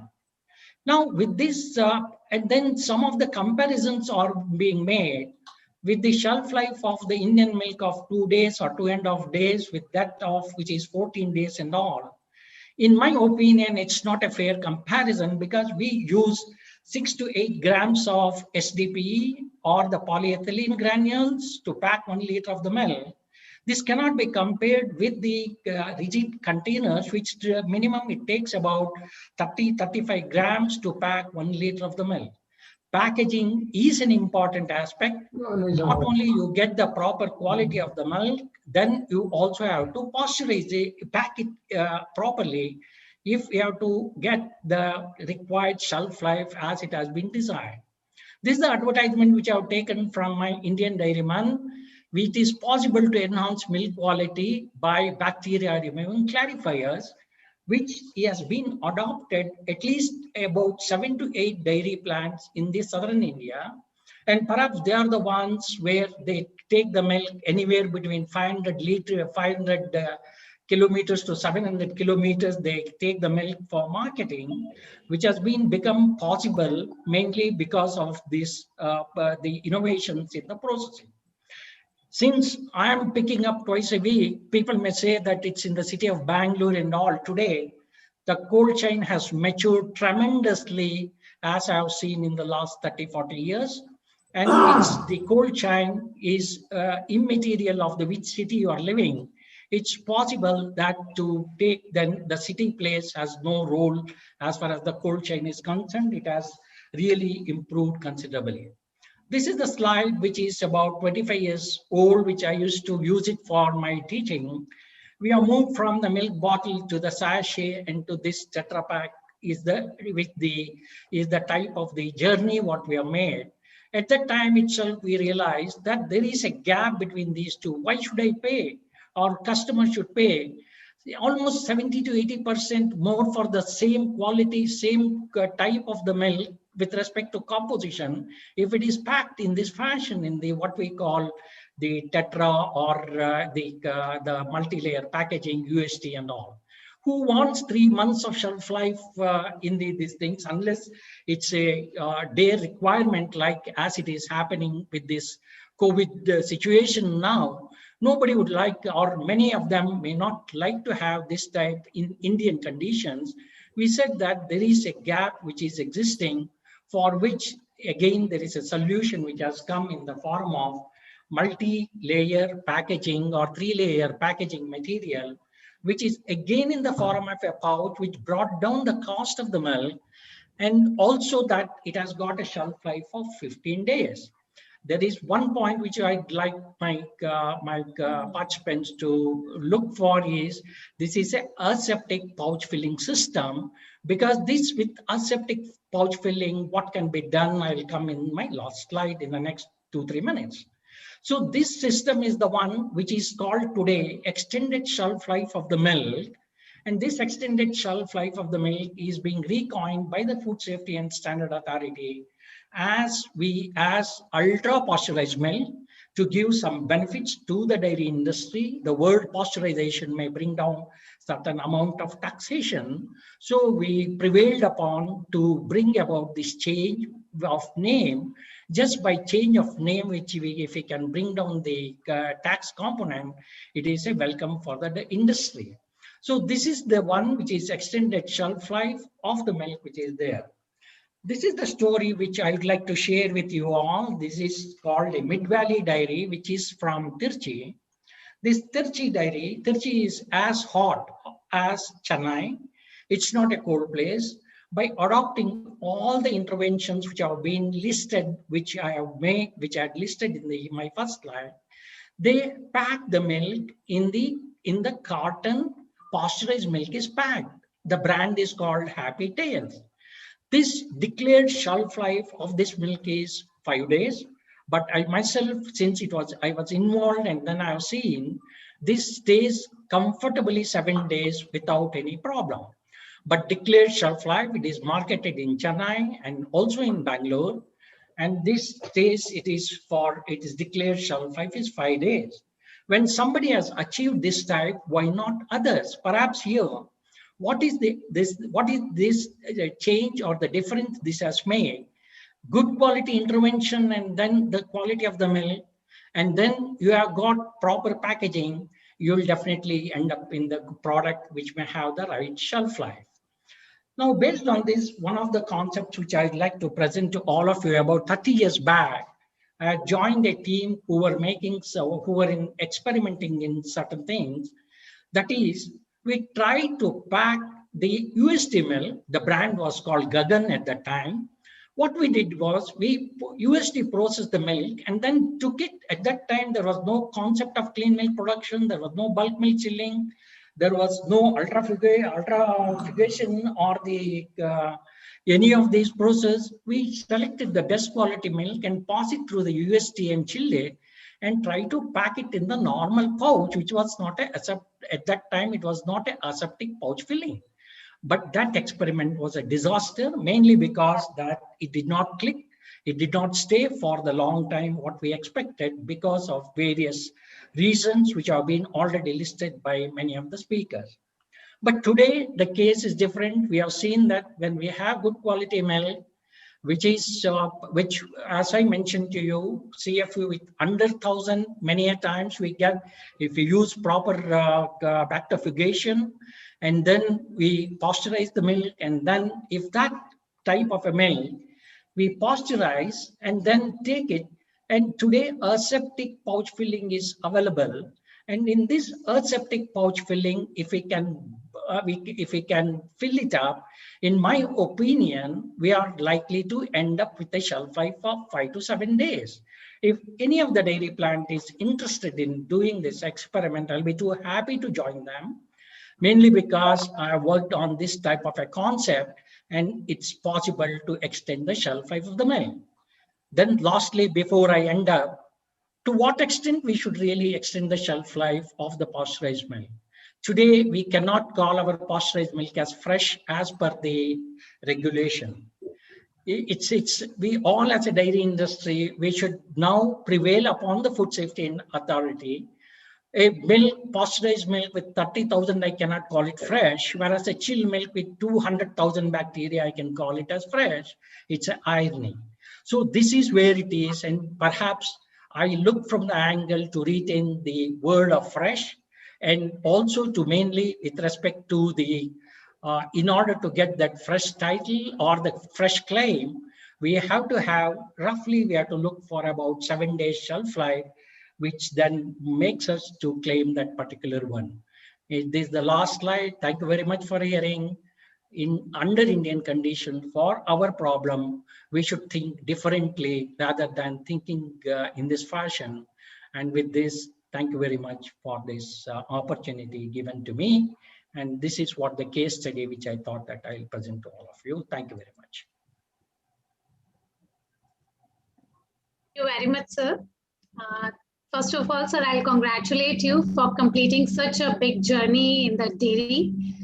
And I'm very amazed, sir, for showing us the positive part that we have made achievement and different achievements like BMC and bacteriofugations, then packaging interventions are available that we can enhance the shelf life of pasteurized milk in Indian conditions also. So this is motivating us, and thank you very much, sir, for showing the path that nothing is unachievable. So it's the thing that we can achieve by doing several interventions. Thank you very much, sir. Now I invite our next speaker, Mr. Meenesh Shah, the Executive Director of NDDB. Mr. Meenesh Shah did his BTech from SMC College of Dairy Science, Anand, and further postgraduate diploma in the Rural Management from Institute of Rural Management, Anand, IRMA. He has more than 35 years of experience in the areas of research and development, product and process development, then project appraisal and management. He has handled the National Dairy Plan NDP1, and today is going to talk about the quality promotion of the market milk. I invite you, sir. Thank you, madam. Thank you. Good evening, everybody. Dr. Aneja, Dr. Rajorhia, Dr. Punjrath, Dr. Kulkarni, Dr. Chandan, all these known faces, Dr. Chaudhary, Dr. Parekh, and all other speakers, all IDA office bearers and the members, and ladies and gentlemen. It's a real pleasure to join all of you in this important webinar on extension of shelf life of pasteurized milk. Let me begin by saying that I had the honor of working under the guidance of Dr. Aneja, Dr. Punjrath, Dr. Shyam Chandra Chaudhary in the Product and Process Development Group, or R&D we call at NDDB. Dr. Chandan was also got associated in the capacity of FAO advisor. And it's real pleasure to see all of you and making this words from me on the webinar in extension of shelf life of pasteurized milk. Let me begin by saying that or take this opportunity to applaud our dairy cooperatives and dairy processors and millions of affiliated farmers, thanking their efforts to see that the consumer all across the country are assured today of regular supply of safe and quality milk products, important source of nutrition in these challenging times. Coming to the topic of discussion today, I would say that our industry has come a long way from earlier times as far as the quality of milk and product is concerned. We are witnessing the positive outcome of the efforts by our predecessors. Significant efforts have been made by NDDB under its grain milk production program which was highlighted by Dr. Kulkarni, in terms of training of farmers and associated personnel on importance and means to achieve raw milk quality. Also, propagation of steel utensils, better testing equipment and protocols, increase adoption of bulk milk coolers, and also the clone, the entire cold chain during the transportation. The level of improvement in the bacteriological quality of milk, I think, is in a latency phase, and may not be directly quantifiable through the measures such as SPC counts, as we discussed, or MBRT time, or the shelf life. But it is our experience that, and you will also agree, that there is a noticeable improvement of quality of market milk today. It may not have reached a same phase where, quantum claims on improvement of milk quality can be made. At the same time, the reduced incidences of complaints, maybe decreasing the amount of sour or curdled milk, which we see at the dairy plants during collection and also during the distribution of milk. The ability to use pasteurized milk beyond this declared shelf life, the improved flavor of pasteurized milk, increased production of UHT milk, which requires a raw milk basically with a very good quality, so that you get good quality product, increased share of packed milk. So I think these are all indicators which tells us that there is improvement in overall quality of milk handled by the organized sector, and this is encouraging aspect. If I say personally, when I was given the responsibility of handling the aseptic milk packaging plant at Baroda, at Sugar Dairy Baroda, I struggled for 6 months to find out the route which gives the best quality of milk which we can use in the UST plant. I think today we have the milk quality which is coming at cooperatives. You don't have to choose the route. The milk which is coming, you can directly use for the UST processing. So we have seen the improvement. I agree that given the magnitude of the issues or challenges, the pace of improvement is slow, but it is acceptable as long as our efforts remain steady and also continuous. And I am sure that our next generation will witness much better results of our efforts today in a more quantifiable and the demonstrable manner. As all the earlier speakers have highlighted, increased focus on improvement in bacteriological and chemical quality of raw milk is need of the hour. Continuous increase in value-added dairy products because of maybe consumer awareness. All the health and nutrition is posing a bigger challenge to assure the consumer about the quality or health and nutrition claims of such products. I think NDDB has taken a number of steps, and I would like to briefly touch upon maybe 2 or 3 in these aspects. The first is the creation of good integrated cold chain facilities and infrastructure. We have good, this good quality also requires testing and quality control at all these stages in the entire dairy value chain. We'll be very happy to note that significant steps have been taken and are being taken in our country in recent times for creation of integrated cold chain facilities and infrastructure under the village-based milk infrastructure milk procurement component of NDP-1. The chilling capacity of almost 12.5 million kg per day was created at the village level, and installation of bulk milk coolers was more than 4,000 of different sizes, which has been improving the quality of milk. Looking at the future need of processing capacities and also at the objective of refurbishing or strengthening the old dairy plants which we had set up under the Operation Flood and improve the quality of milk and milk products, the government has now launched a dairy processing and infrastructure development fund. The scheme is aiming at is implemented by NDDB, and it's aiming at strengthening the infrastructure. Till date, 140 lakh liter per day capacity, milk processing capacity is sanctioned, and about 370,000 liters of chilling capacity is also created. So, and also there is a approval for setting up the drying facility and the value-added product manufacturing capacity. So all these steps are going to definitely add to our efforts of improving quality of milk and milk products. The other step which I would like to highlight is the Quality Mark initiative of NBD. We launched the Quality Mark logo as an umbrella brand, identifying significant safe quality milk and milk products from our dairy cooperatives and producer institutions. So it reinforces the consumer's recognition that Quality Mark is synonymous with the good quality.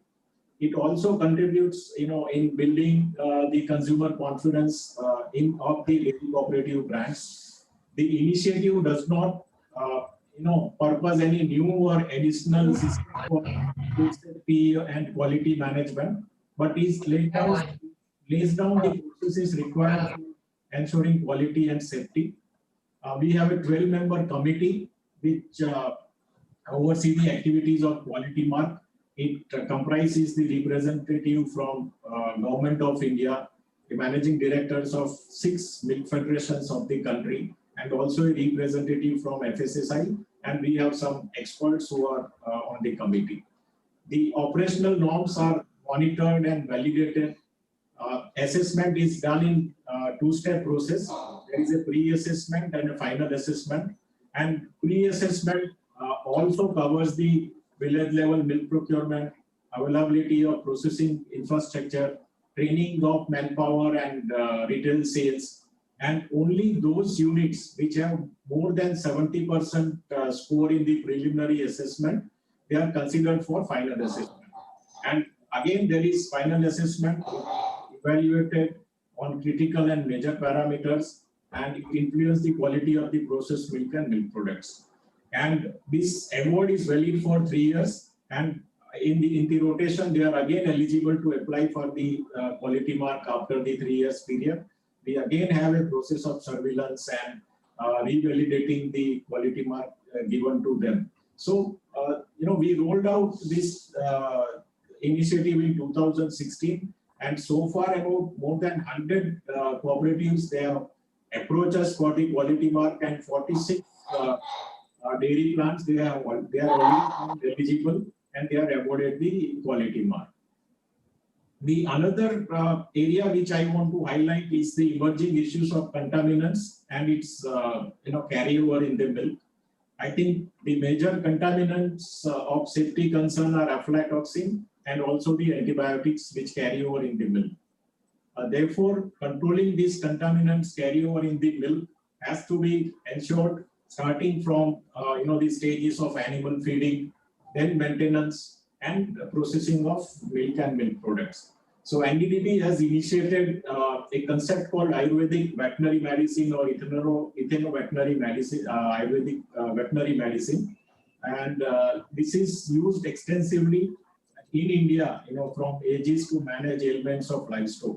So we have prepared these formulations from ingredients available largely at the farmer's household, and they are so economical and they are sustainable solution, and which can reduce the use of antibiotics.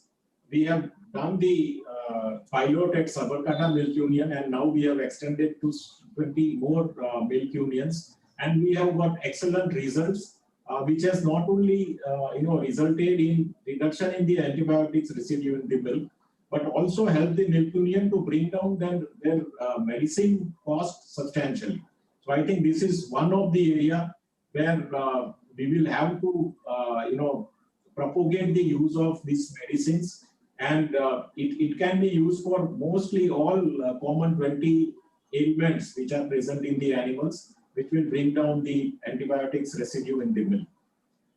The accuracy and reliability of analytical result is also one of the important criteria for the dairy industry to take suitable decision for accepting the raw materials and releasing the finished product. Our laboratory CAF is doing this work both for its accuracy and reliability. They have well-trained and qualified technical staff. We have a state-of-the-art infrastructure and the ethical standard. So I request everybody to make use of this lab, and I think they can use these results confidently for their techno-commercial operations to improve the quality of raw material and improving the finished product. We are also, I also want to focus on one other initiative which we took for addressing the problem of micronutrient deficiencies. We collaborated with Tata Trust and World Bank for improved nutrition through nutrient fortification in 2017. The fortification project was aimed at fortifying milk with vitamin A and D, and we provided technical and financial support to the dairy cooperatives under this project. We developed SOPs for fortification and testing, and also built consensus among all the industry partners and engage them by sharing knowledge and resources on food fortification. This has systematically strengthened the collaboration between all stakeholders and nudged the milk industry in general to adopt food fortification as an industry norm. We also supported them for ensuring quality control measures, quality assurance protocol, including testing of fortified milk or vitamin premix, and we generate improved consumer demand. Various communication campaigns were supported, and currently I'm happy to say that more than 30 cooperative brands across 23 states, they are fortifying the milk, which is going to the consumer. So finally, I think I would say that all these measures, we are moving in right direction as far as the improving quality of milk and milk products is concerned. I think today's deliberations by IDA has also thrown open several important suggestions for improving quality of milk and milk products. We at NDDB will certainly take into this account in our future initiatives, and I'll again say that let us work all together for future growth of dairy in our country and keep contributing to strengthening the livelihoods of smallholder and marginal milk producers that form majority of India's milk producing system. Thank you, everyone. Thank you very much, sir. You have very rightly pointed out the role of the big organizations that they are playing in enhancing the shelf life of pasteurized milk. Like they are providing basic infrastructure and surveillance and maintaining the quality of raw milk. And it's also making a big impact because we have seen that the complaints of consumers have reduced. So thank you very much, sir, for bringing out this positive to us. Now I invite the next speaker of this webinar, the Professor Purnendu Vasavada. He holds a PhD degree from the University of Georgia, and he's a Professor Emeritus in the University of Wisconsin, River Falls, USA, and also working as a Principal Consultant at PCV and Associate USA. He is also Fellow of the different associations like American Academy of Microbiology, Institute of Food Technologists, International Association of Food Protection. The title of his talk is Microbial Quality of Raw Milk and Shelf Life of Pasteurized. I invite you, sir. Good evening. Good evening, sir. It's very nice to see you guys, and thank you, Dr. Rajorhia, for the invitation. I have a big problem when I got your email. I was happy that you invited me, but I was very, very challenged that you gave me only 10 minutes. You should know that most professors are used to be talking in 45 to 50 minutes block. That's a one class period. And so we have to consolidate 10 minutes. Okay, so what I'd like to do today is add to some of the discussion that Dr. Chandan has provided, Dr. Aneja has provided, and maybe try to add a couple of things in terms of the microbiological aspect. I worked on this and picked certain case studies to illustrate the point that we have. We're going to talk about the microbiology of raw milk, that's at the producer level, and then look at some of the selective approaches for extending shelf life, and then maybe end up with some key recommendations that we could do. The quality of milk is like beauty is an eye of the beholder. There are a lot of different things you can describe in quality of milk, but bad quality of milk, you can't hide it, okay? Shelf life is basically length of time for which the milk is acceptable to the consumer. It has a right flavor, it has a proper aroma, it's a proper texture. Quality attributes are maintained during this time. And it is subject to the temperature in case of milk. Temperature is very critical to maximize the shelf life. And as we have heard so far, there is a big difference between a milk kept at 7 degrees and then milk kept as less than 5 degrees. Shelf life is a key attribute to the milk quality and consumer expectations. And one thing that when we talk about the milk microbiology and pasteurization, we normally talk about the pathogens and bad things can happen to you. But for our discussion purposes today, we're gonna say shelf life is not necessarily related to the quality milk. And actually this was pointed out earlier.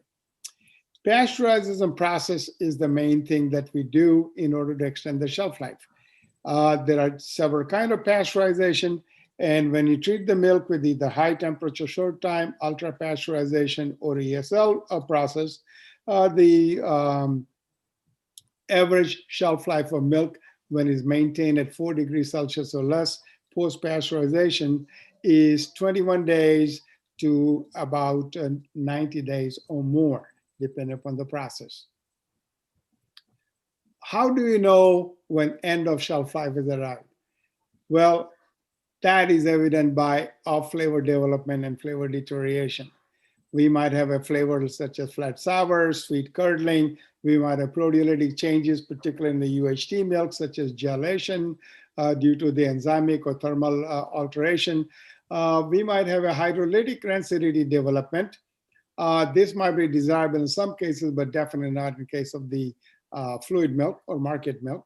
And then we might have some consequences of microbial spoilage, which results in degradation of lipids and carbohydrates and protein component.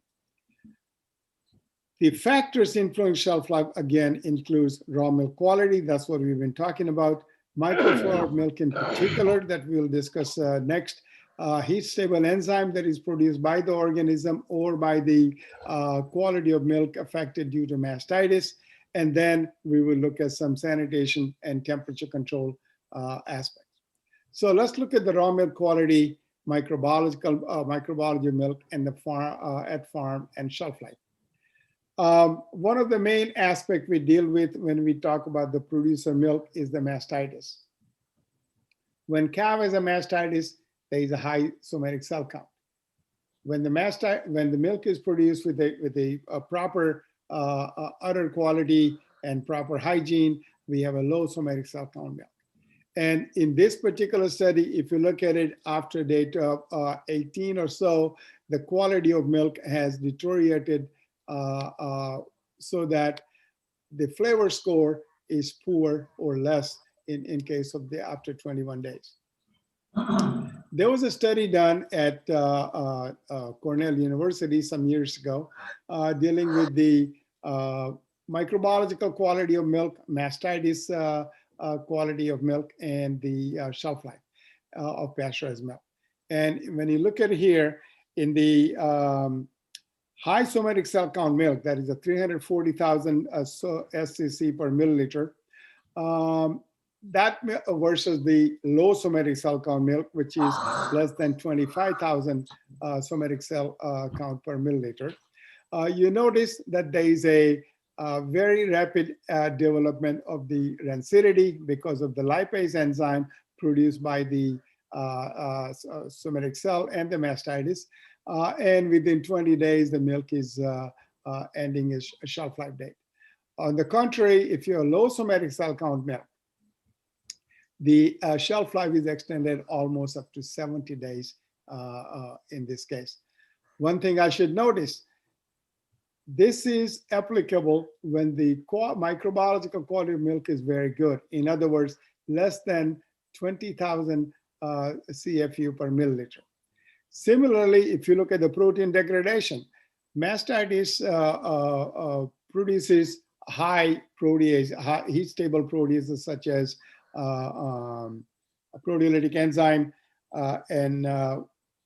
What happens is when there's a protein degradation during storage, you might have some bitter flavor development, or you might have some physical changes because of the proteolysis. And again, if you look at this chart here, when the milk is stored at 6 degrees Celsius, again, the proteolytic changes are visible in about 14 days, whereas if you're low somatic cell count milk, again, there are no changes detected until almost 90 days. The effect of temperature is also very important when it comes to quality of milk and maintaining it. So if you look at this figure over here, we have a high somatic cell count milk stored at high temperature, and this high temperature, Dr. Prajapati, is not 25 degrees. This is 6 degrees. So we're storing the milk at 6 degrees Celsius versus 0.5 degrees Celsius. And if you look at this, if the milk has a high somatic cell count and stored at 6 degrees Celsius, the shelf life is very low, as opposed to when the milk has a low somatic cell count, and when it's stored at a 0.5 degrees Celsius, the shelf life is almost 90 degrees, okay? There's another study done to study the influence of raw milk quality on fluid milk shelf life. In this particular one, the effect of storage temperature and duration on the microbial quality of bulk tank milk was studied. Dr. Parekh mentioned something about bulk tank milk cooler and bulk tank quality. This will be applicable over there. So in this particular study, the total bacterial count and cyclotropic bacterial count of milk stored at 6 degrees Celsius was increased during the storage. Whereas if the milk was stored at 2 degrees Celsius or 4 degrees Celsius, there was no increase in total bacterial count, although cyclotrophic bacterial count, these are the organisms that survive and grow at low temperature. So the milk stored at 4 degrees Celsius, the PBC was increased significantly between 0 and 96 hours. This kind of studies done about 20 years ago have proved to the fact to the American dairy producers that milk could be stored for a longer period of time as long as it's cooled properly and there is a proper microbiological milking procedures and all. The number of proteolytic and lipolytic bacteria, low lab pasteurization count, cyclobacterial count were not affected by the temperature or duration of storage. So main effect we have is because of the cyclotropic bacteria present in milk. One more study done to look at the bulk tank quality parameters with the effect of storage. In this study, the bulk tank milk quality parameters, somatic cell count, standard plate count, preliminary incubation count, they were compared. And we noticed that there was a strong correlation between the standard plate count and the preliminary incubation count, which is an indication of cyclotropic bacteria, and standard plate count and streptococcus, which is an indication of mastitis. There was a seasonal variation noted between milk parameters of somatic cell count, LPC, and coliform, but no seasonal variation was noticed between preliminary incubation count or staphylococcus count. One of the conclusions of the study was that high bacterial count in bulk tank milk affect the quality of pasteurized milk product by decreasing the shelf life and producing off flavors in milk. These kind of studies provide a justification for milk for using preliminary incubation count as an indicator of milk quality, and also indicating cyclotropic bacterial count as one of the criterion for payment scheme. If the farmers are paid bonus and the payment based on the microbiological quality, it is important in order to extend the shelf life of the milk. Let's talk about milk microbiology and shelf life of milk, and we'll spend some more time over here. We know that milk is perishable. It's an excellent growth medium, and it can contain a variety of microorganisms coming from a variety of sources. Most of the microorganisms that you have in a milk at the production level are characterized as forage organism, cyclotrophic organism, thermodynamic organism. These are the ones that will survive pasteurization and cause a problem during the post-pasteurization storage. spore formers in particular, and proteolytic and lipolytic organisms. The way to categorize the microbial flora of milk at the production level is PPC, that's a post-pasteurization contamination. This includes Pseudomonas, Acinetobacter, Flavobacterium, Pantoa. These are the cyclotrophic organisms, and some thermoduric organisms such as Enterococcus in there. Spore-forming bacteria, both aerobic and anaerobic, such as Bacillus and Clostridium. In particular, we have a Geobacillus, Pennibacillus, Bacillus cereus, Bacillus amyloliquefaciens, Bacillus porothermodurans, Bacillus licheniformis, etc. Also, in last 20 years or so, we have found novel organisms in the milk supply all over the world. One of the reasons for this is that we have some new techniques, molecular biology techniques, where we can use the 16S characterization and other techniques to study the microbial flora. So everything that looks small colonies are not the same. Particularly important are a couple of examples here. Anoxybacillus flavithermus. This is an anaerobic thermophile. People have found in the milk and the dairy environment. This organism grows at 45 to 65 degrees Celsius.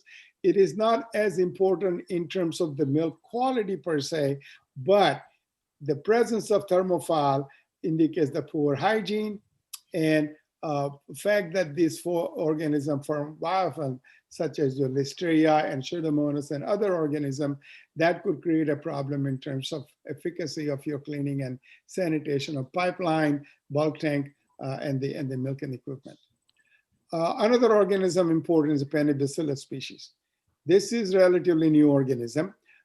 We have several different varieties here. This organism has a high galactosidase activity. Also, it has a protease and lipase activity. And this, we'll discuss this a little bit in detail in a minute, but this organism is considered a major cause of the fluid milk spoilage in pasteurized milk. Also, another cyclotolerant organism was isolated from the milk and dairy environment. This is a Chrysobacterium ornamensis. This organism is unique in the sense because it's a non-motile and it has produced a unique orange pigment, and it is involved in some of the milk spoilage situations.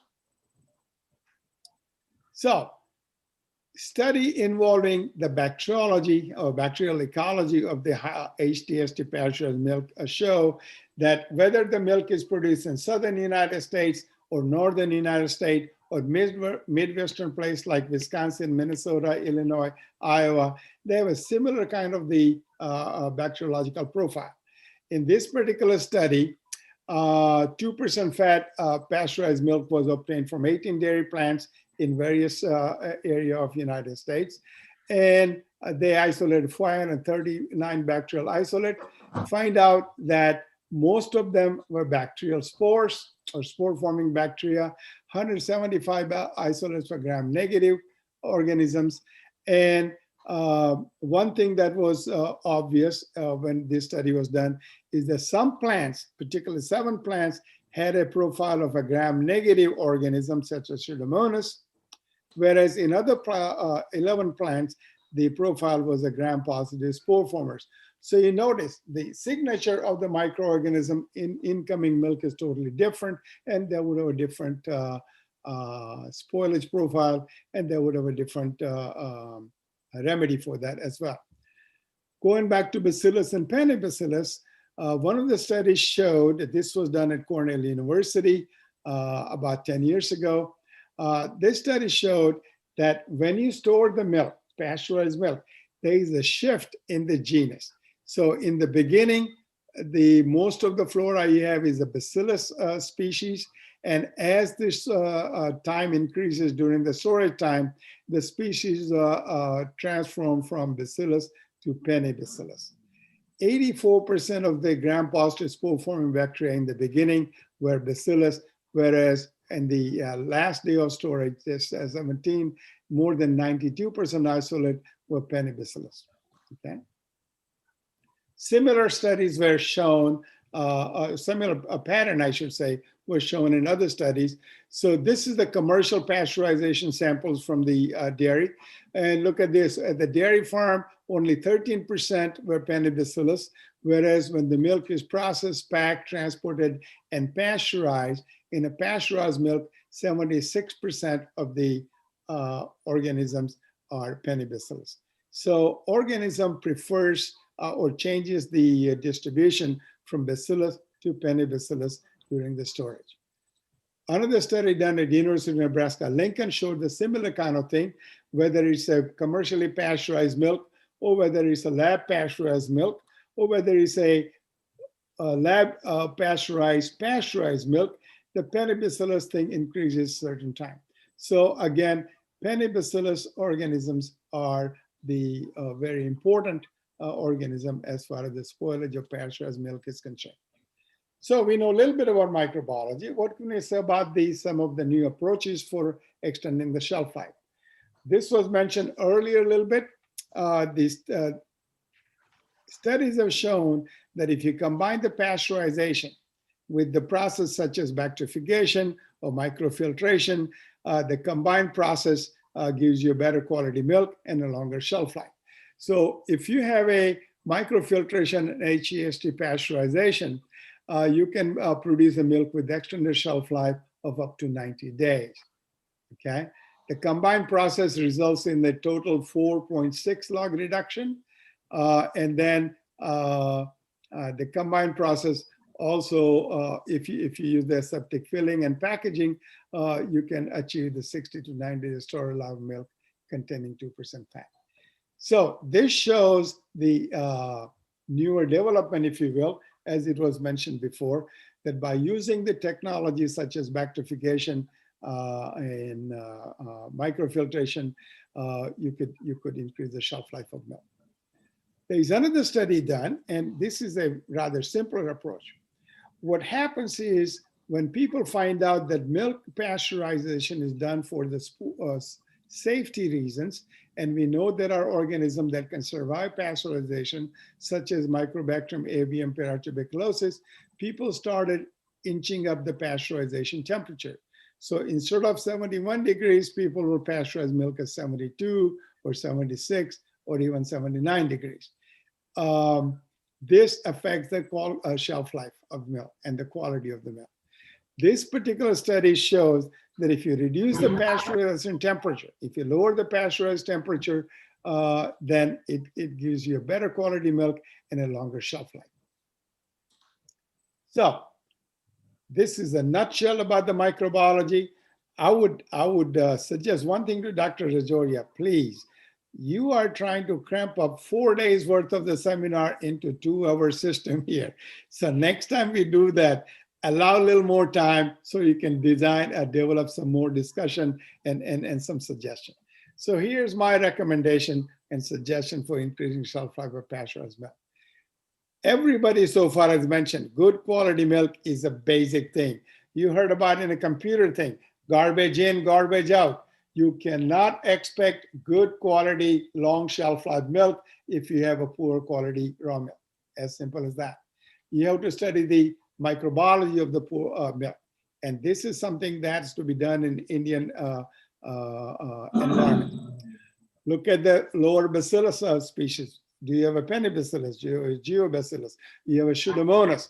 What is the somatic cell count of the milk? This all in conjunction with the temperature influence the pasteurization shelf life of the milk. 4 degrees, if it is possible. I just saw the chat that Dr.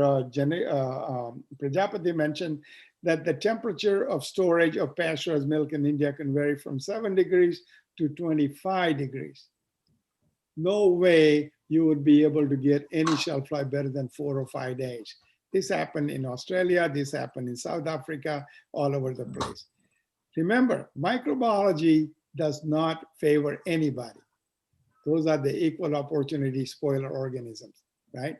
Minimize potential contamination with spore-forming organism, particularly the feed of the cow and the other conditions you have in the milk, dust and dirt kind of thing.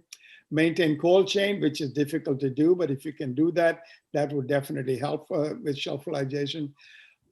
Use a lower temperature. I grew up drinking boiled milk in India all my life.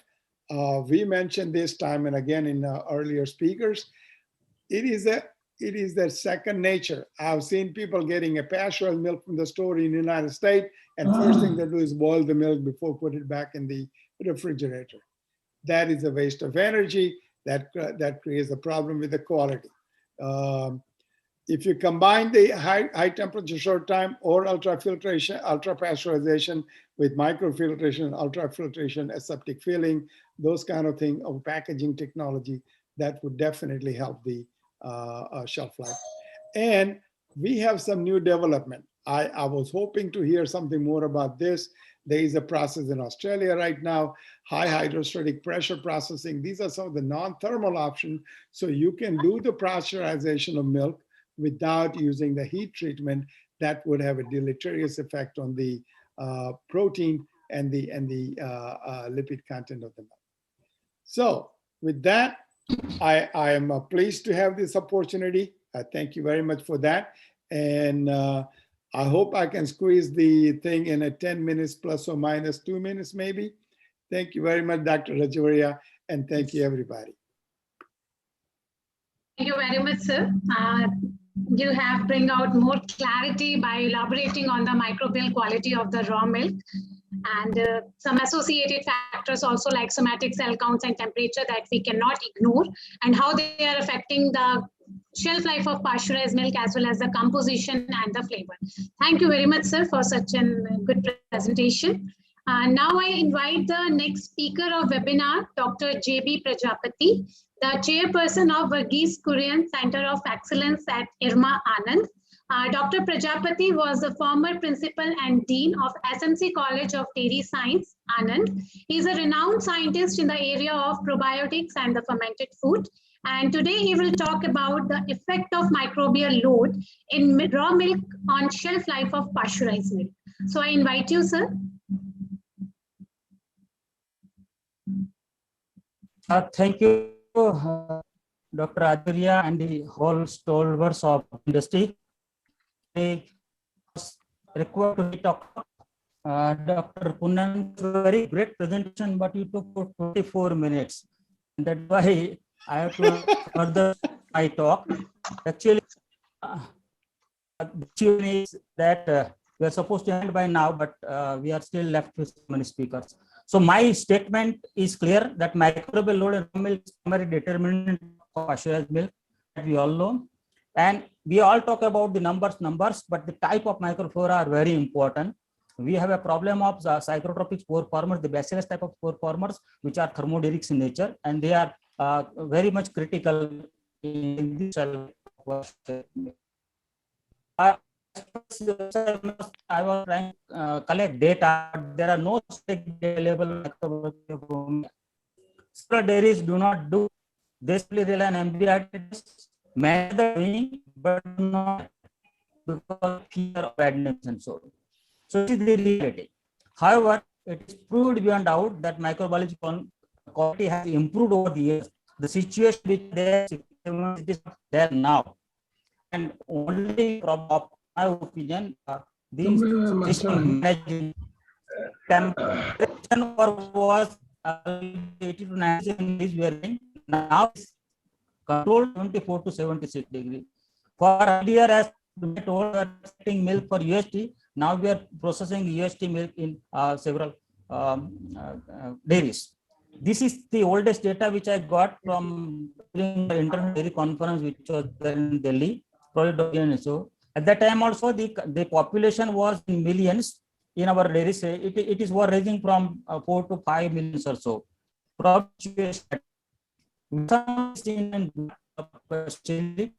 that time we have in millions, 3 to 10 million.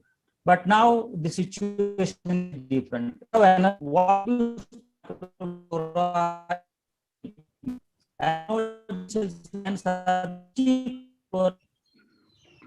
Replace, and that is why quality bulk milks have come. This is the stuff of BS 1997 or quality. And earlier we were getting about 70% of was coming just not in the regularity. But now most of our comes in quality. That means 200,000 to 300,000 is the average count of raw milk which we have. This is the standards prescribed by and this. I just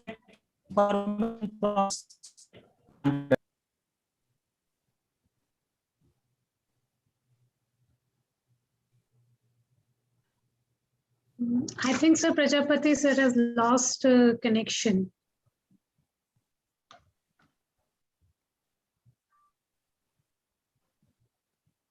He's trying to catch up with me. Yes, sir. He's trying.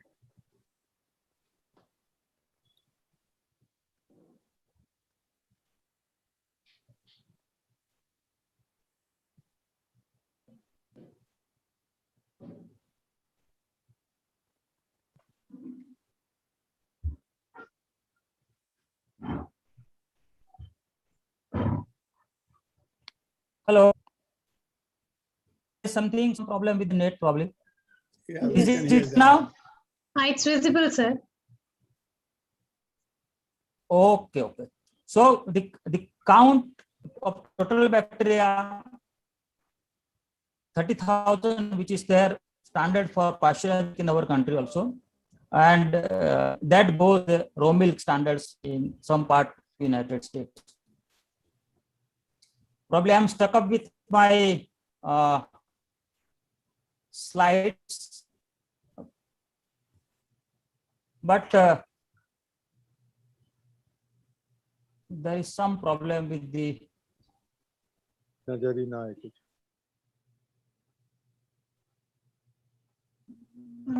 It's the slide. So it's again. It's again disconnected, sir.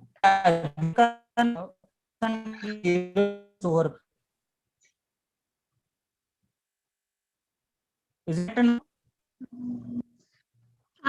Sir, it has not started, sir. Means it's coming that you have started sharing screen, but we are not able to see the screen currently.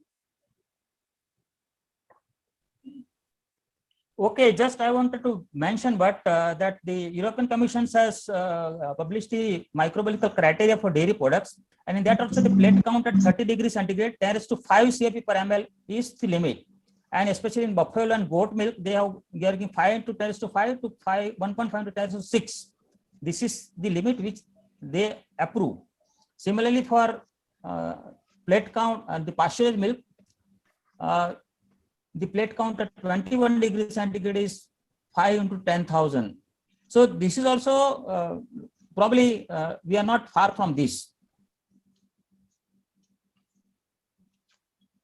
And here see how the temperature affects. All the game is of temperature. After the milk is pasteurized, if you maintain temperature below 4 degrees, you are bound to get shelf life of 7 days. But we are not able to manage that, because from the time of after it is packed, it goes into the storerooms and then loaded in the trucks, and then it is transported, and then it is going to the distributor. The temperature abuse is so much that we are not able to, we do not guarantee that the milk will have this much of shelf life. So if we develop a system which will ensure the temperature, probably will be able to give shelf life to the milk. So storage temperature is critical. We need to have it. And second thing, that we need to have a systematic data on this. And that is why lastly I proposed that Varghese Kurian Center of Excellence at IRMA, we would like to take a project in collaboration with NDDB or NDRI, and we'll try to gather secondary data. Probably all state federations and unions have data, but sharing is a little bit difficult. So we collect on confidential agreements. We can review the pasteurization supply chain, what is the types of microflora, what kind of changes can be done, at what kind of policy interventions can be done, so that we can ensure, we can guarantee the consumer at least a 7-day shelf life if they ensure 5 degrees temperature storage in their houses. So with this, I would like to conclude here. And we have planned one webinar carbon footprint on this. So this is what I want to tell. Thank you very much. Thank you very much, sir, for giving me opportunity to talk and give my views. Thank you so much. Thank you very much, sir, for giving us an overview that the microbial load is the key in the raw milk that will decide the shelf life in the pasteurized milk. And we need to focus on the temperature also. If somehow we are able to maintain the temperature throughout the chain, then we can definitely have a greater shelf life of the pasteurized milk. Thank you very much, sir. Now I invite the next speaker, Dr. D.G. Shah, the proprietor of Aneja Food Processing Consulting, Ahmedabad. Dr. Shah holds a PhD degree in the biochemistry from the MS University of Baroda. He has worked in all areas of the dairy plants like quality assurance, R&D, product development functions. He has played a very active role in introducing the ISO and HACCP in the Amul and also initiating the probiotic product development at the Amul. So today he will talk about my experience with introduction of bulk milk coolers in milk procurement system of India and benefits derived. I invite you, sir. Thank you, Richa. Friends, amongst all of you, I am the one who is, out of field. I have not done anything in dairy sciences as far as my education is concerned. Whatever I have learned is from teachers like Dr. Aneja during my practical work in the dairy. See, as far as milk chilling is concerned, it is not new that when the dairy industry of India knew very well that chilling of milk or cooling of milk will improve the quality of milk. But it was the power supply. You see, we did not have consistent power supply available in villages. And that's what had hindered this whole idea. Of course, what happened is sometime in I think it was 89 or 90, ICAR gave a grant to Kera Union to create some small bulk coolers, bulk milk coolers, where we used refrigeration tank, which was consisting of eutectic balls, and it was possible to chill it or freeze it within 4 to 5 hours.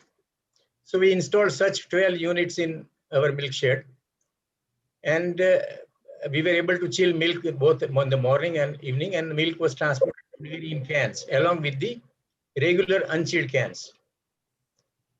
This 4 to 5 hours was the idea because 4 to 5 hours continuous power availability was not a big deal as far as those villages were concerned.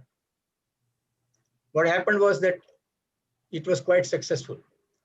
When we compared the quality of milk in these cans, chilled cans, vis-a-vis unchilled cans, coming in the same tanker, same route, the quality was fairly superior. And so what we did was, during the next year, we imported 5 bulk milk coolers from Denmark. They were installed in 5 village societies. And for 1 year, a team was assigned to look after these bulk milk coolers. We also provided power, continuous power availability remained the question. So we also provided them diesel generating sets along with these bulk milk coolers to ensure that we don't get into any problem.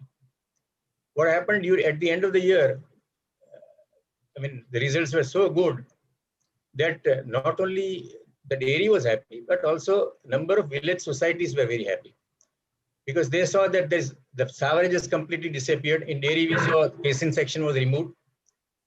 So, these kind of things laid the foundation for introduction of bulk milk coolers in Indian dairy industry. In next couple of years, Ministry of Rural Development, under the leadership of Raghuvansh Prasad Singh, came forward to finance and give grant for bulk milk coolers. And so what happened that in next few years in Gujarat, state of Gujarat, all the big dairies, they were able to get bulk milk coolers for at least sizable number of societies. And the milk was coming, partially the milk was coming for chilled from bulk milk coolers, some milk coming from chilling centers, and some milk coming unchilled. Now, good quality milk coming from bulk milk coolers was used for packing liquid milk, in UST milk, and in some value-added products. And all the benefits were visible. However, we were also able to reduce the pasteurization temperature. We used to be as high as 85 degrees Celsius to 74, 75, 76 degrees Celsius. So this gave a savings in terms of energy, some cost saving, again benefit. Next thing that happened is that the milk was getting transported in road milk tankers, and the milk was transported from bulk milk coolers once in 24 hours, or in some case where the quantity was less, the bulk milk was transported after 36 or 48 hours. So all these also added to the benefits in terms of savings, which was quite a good thing to happen. But while so many good things happened, there were certain things where we really failed, or I think even today we are failing. Where are we failing? The first thing where we have failed or we are failing is cleaning of bulk milk coolers. Even today, and I'm saying this not from my past experience of Kira Union, but from my experience of last 10 years, because I am moving in the field, going to various states and going to various bulk milk cooling areas. And I'm seeing that the bulk milk coolers are cleaned with cold water and domestic detergent. We don't use proper detergent, we don't use hot water. So eventually what happens? A biofilm forms on the surface of the coolers, and we are not able to retain the quality of milk which is coming from the farmer, in spite of the fact that we are chilling it. To add to this further, in most dairies, the tankers which are transporting milk from bulk milk coolers to dairy, they should be CIP cleaned every cycle, which is not happening. They are CIP cleaned only once in 24 hours. And the tanker is going cleaned with simply hot water, sent back for second round, third round. So this is another thing which is adding further to the count coming from bulk milk cooler.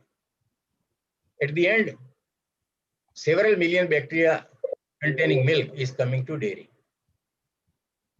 Now, some dairies have been good enough to introduce bacteriophage. But bacteriophage will be effective as far as bacterial count removal is concerned or spore count removal is concerned. But what about several enzymes and toxins which are already secreted in the milk by the time it arrives in dairy? So this is where again, we are not able to get adequate, proper results. We are not able to extend the shelf life. Further, what happens when we are not able to get 30,000 per milk bacteria count in our pasteurized milk?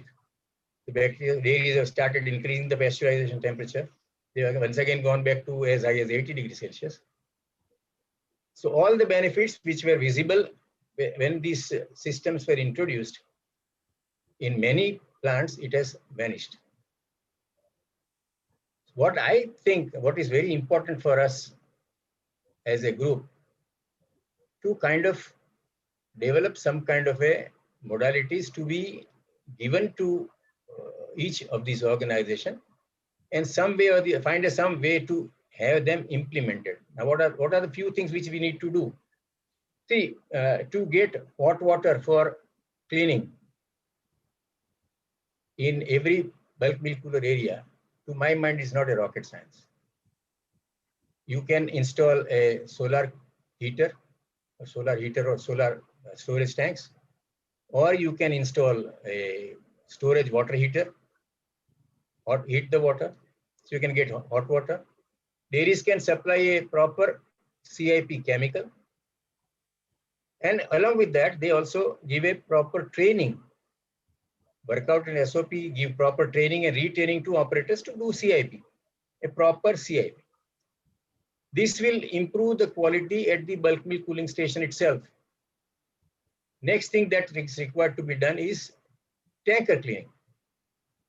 If dairy feels that it is not possible to CIP clean their tanker for every cycle, then they need to devise some technology with which they can do effective cleaning, maybe in a shorter time. So put these two things put together, we can bring about a quantum change. Third thing is clean milk production programs. CMP programs have been introduced by every dairy, every organization. But the fact is, how effective are they? To my knowledge, they are not very effective. The reason is very simple. That a training program is done, but subsequently, whether that SOP or training program is being followed by the farmer, there's no monitoring system in place. And unless there is a monitoring system in place to train our uneducated farmer and make them to continue these systems, sorry, it's not possible. One more thing which I feel can be done is that, when the tanker arrives in the dairy plant, the samples can be analyzed for bacterial count. In fact, let me share one more experience that in Kera Union, we had introduced a premium for quality milk with bacteria count less than 500,000 per milliliter.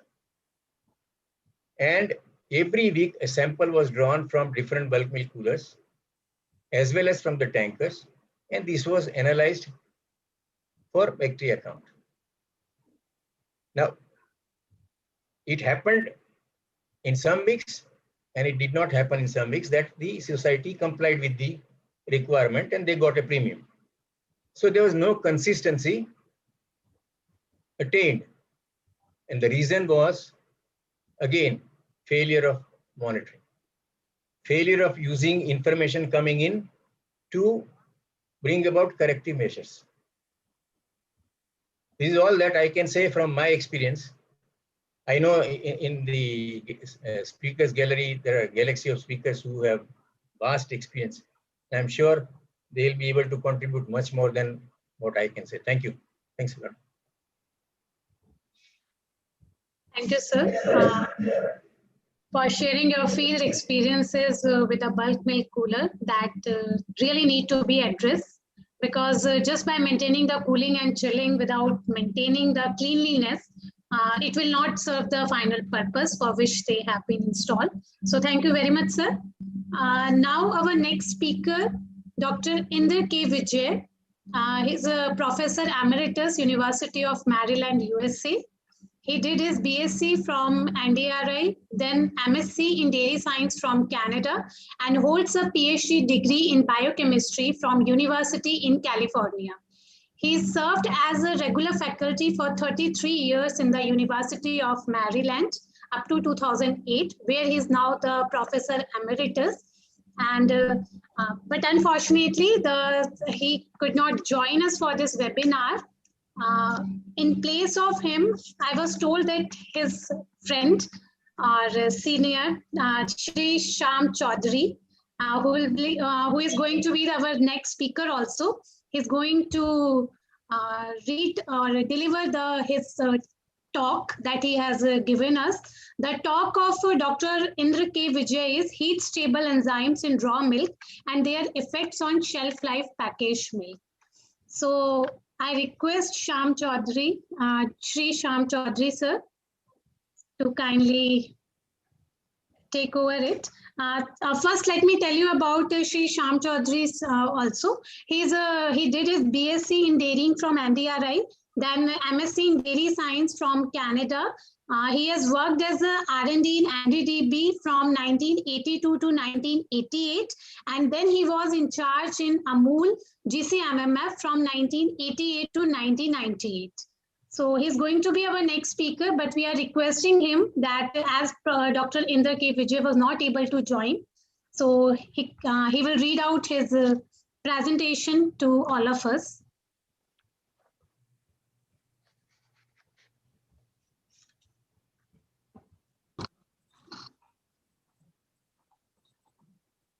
Om Prabhu. Uh, Friends, thank you very much for giving me a chance. I'm acutely aware that we have overrun the time. 8 o'clock is long gone. I can see Dr. Rajorhia and everybody, watching, little getting restless. I know that. I am the one. If you tell me that your time is up, I will not complete the sentence. I will drop it there. Now, there are, however, a couple of things that I must say. जो मैं अंदर लिए बैठा हूं, मुझे उनका कुछ कहना है. ओके, डॉक्टर इंदर विजय को आज नहीं, आज ही उनकी अपॉइंटमेंट थी आंख की नेशनल इंस्टीट्यूट ऑफ हेल्थ में. वो जो 3-4 महीने पहले की हुई थी. इट इज लाइक हमारा किसी को एम्स में मिली हो और हम आप छोड़ना नहीं चाहते.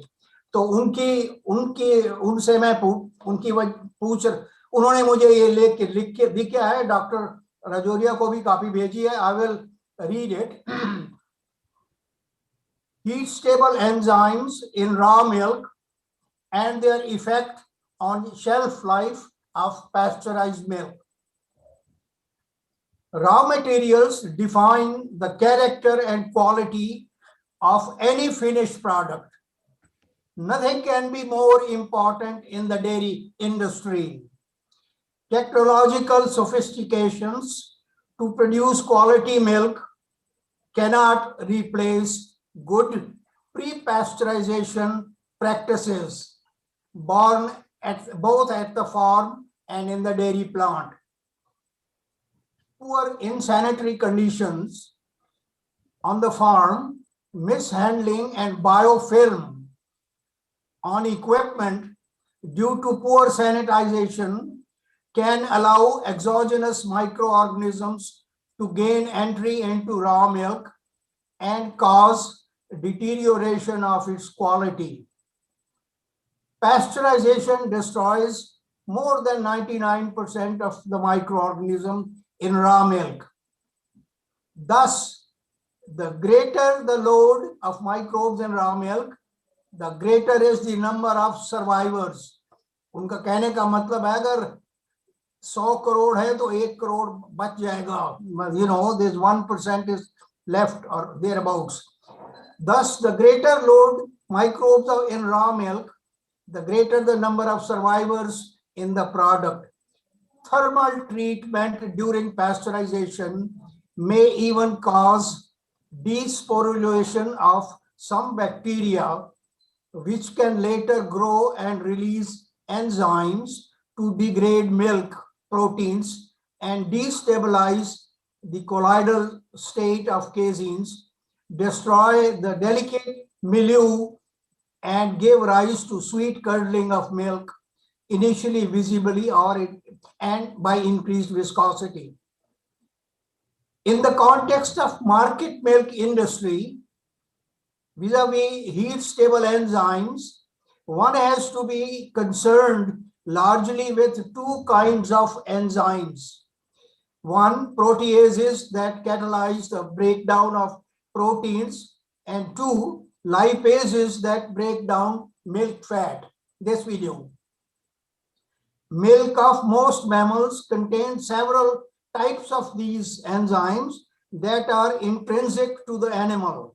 Microorganisms introduced into raw milk from insanitary farm equipment and environment also secrete similar enzymes. Proteases and lipases are relatively heat labile enzymes and are denatured during pasteurization of milk. However, due to their small size, enzymes की बात करते or even proteins, many can reform into their native state and become catalytically active to degrade proteins and fat. This I did not know. This is the first time I'm knowing that a denatured protein, if these are small molecules, they can reorganize again and be active. I did not know that. Well, every day you learn something. The breakdown products of milk proteins are small-sized peptides that have a bitter taste, and give putrid of flavor. Milk fat is conspicuously rich in short-chain fatty acids with characteristically bad odors. The smallest among these is butyric acid, which smells of dirty socks. We know that. At concentration as low as 10 to 50 parts per million. Additionally, raw milk is also subject to contamination by heat-resistant microorganisms that survive pasteurization and secrete enzymes that catalyze the synthesis and secretion of polymeric sugars, leading to ropiness and pasteurized milk. That was Inder Vijay's subject for 20 years. Polymeric sugars, sugar and protein reaction, okay, in Maryland. To increase the shelf life of pasteurized milk in India, some dairy plant operators have suggested the installation of online bactofuge. कईयों ने कहा कि bactofuge लगा दो. That would decrease the microbial load in the raw milk. अब सुनिए इंदर विजय को. First, this is a defeatist and somewhat careless attitude with lack of desire and determination to improve the persistence of insanitary conditions during milk production and its pre-pasteurization handling. Dr. Chandan देख रहे हैं, मैं देख रहा हूं. It seems inconceivable that in the 21st century, nearly 200 years after pasteurization was first adopted as a public safety measure for market milk in the Western world, the industry in India is struggling to increase the shelf life of the product beyond 48 hours. 200 साल के बाद, जब से pasteurization के बाद, अब हम बात कर रहे हैं. Okay.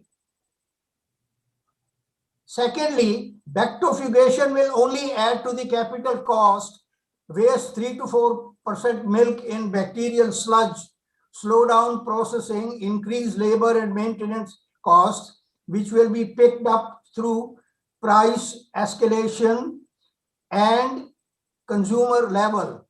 Third, insensitivity towards inadvertent introduction of non-microbial pollutants in raw milk from an insanitary environment does not warrant an online bactofugation in dairy plants to remove them later on. 4, bactofuge waste from dairy plant will empty into municipal sewers and waterways and increase the biological oxygen demand.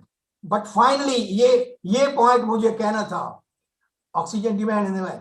In bactofuges adversely affect fisheries and downstream. Bactofuges, when applicable, are installed in milk product factory using surplus or inferior grade milk rather than in market milk plant.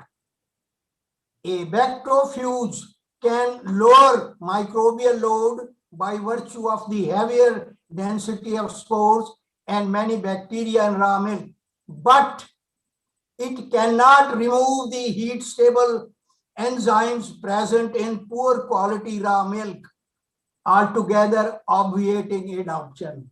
ये point अगर कोई पकड़ ले कि बैक्टोफ्यूज कर लिया, organisms destroy हो गए, जो एंजाइम्स हैं वो अभी भी चल रही हैं till the very end. Pasteurised milk, UST milk, cheese, powder, and तक वो हीट रेजिस्टेंट एंजाइम्स चल रही है. उनका खत्म हो रहा है. इन summary, if Indian dairy industry endeavors to provide pasteurized milk with more than 48 hours shelf life in consumer refrigerator, then it has to decrease the microbial load in raw milk by standing up to responsibly improving sanitary conditions during milk production on the farm and its pre-pasteurization handling. This can be achieved through dairy extension properly intertwined with milk production and processing. एक doctor Rajauria एक point उन्होंने नहीं कहा जो मैं अब कहने जा रहा हूं, डॉक्टर डीजी शाह ने कहा है। सारी कहानी का रहस्य वही है। Please give me 5 minutes and I will not talk any more. 5 minute चाहिए, उस चीज का रहस्य बता रहा हूं आपको। आप टाइम ले लीजिएगा, आपको टाइम दिया जा रहा है, पूरा ले लीजिए, पूरी बात बताइए।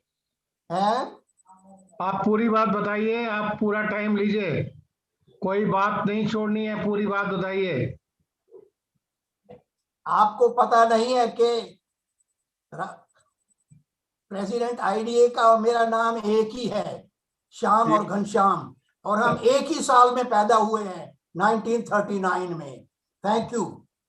अच्छा देखिए डॉक्टर साहब, मुझे थोड़ा हिंदी में बोलने दो साहब।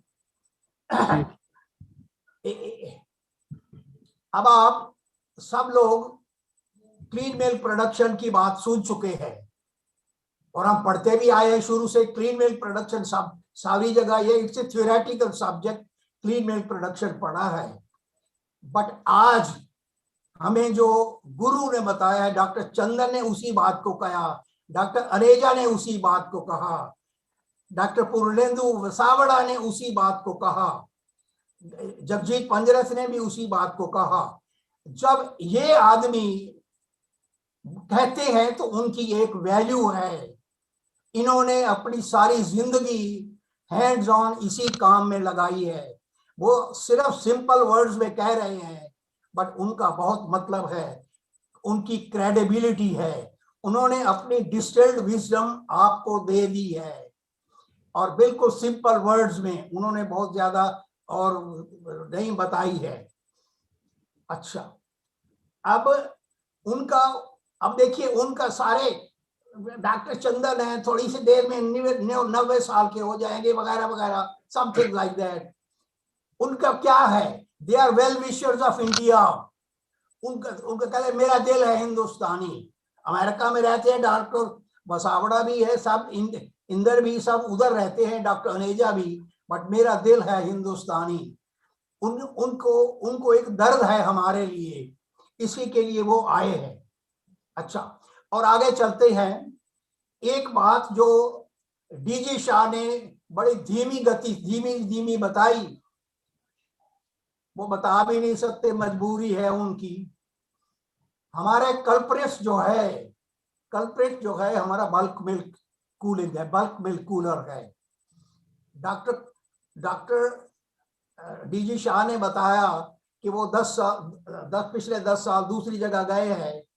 मैंने भी वही काम किया है, मैं भी 10 साल पिछले घूमता रहा हूँ 6 स्टेट्स में।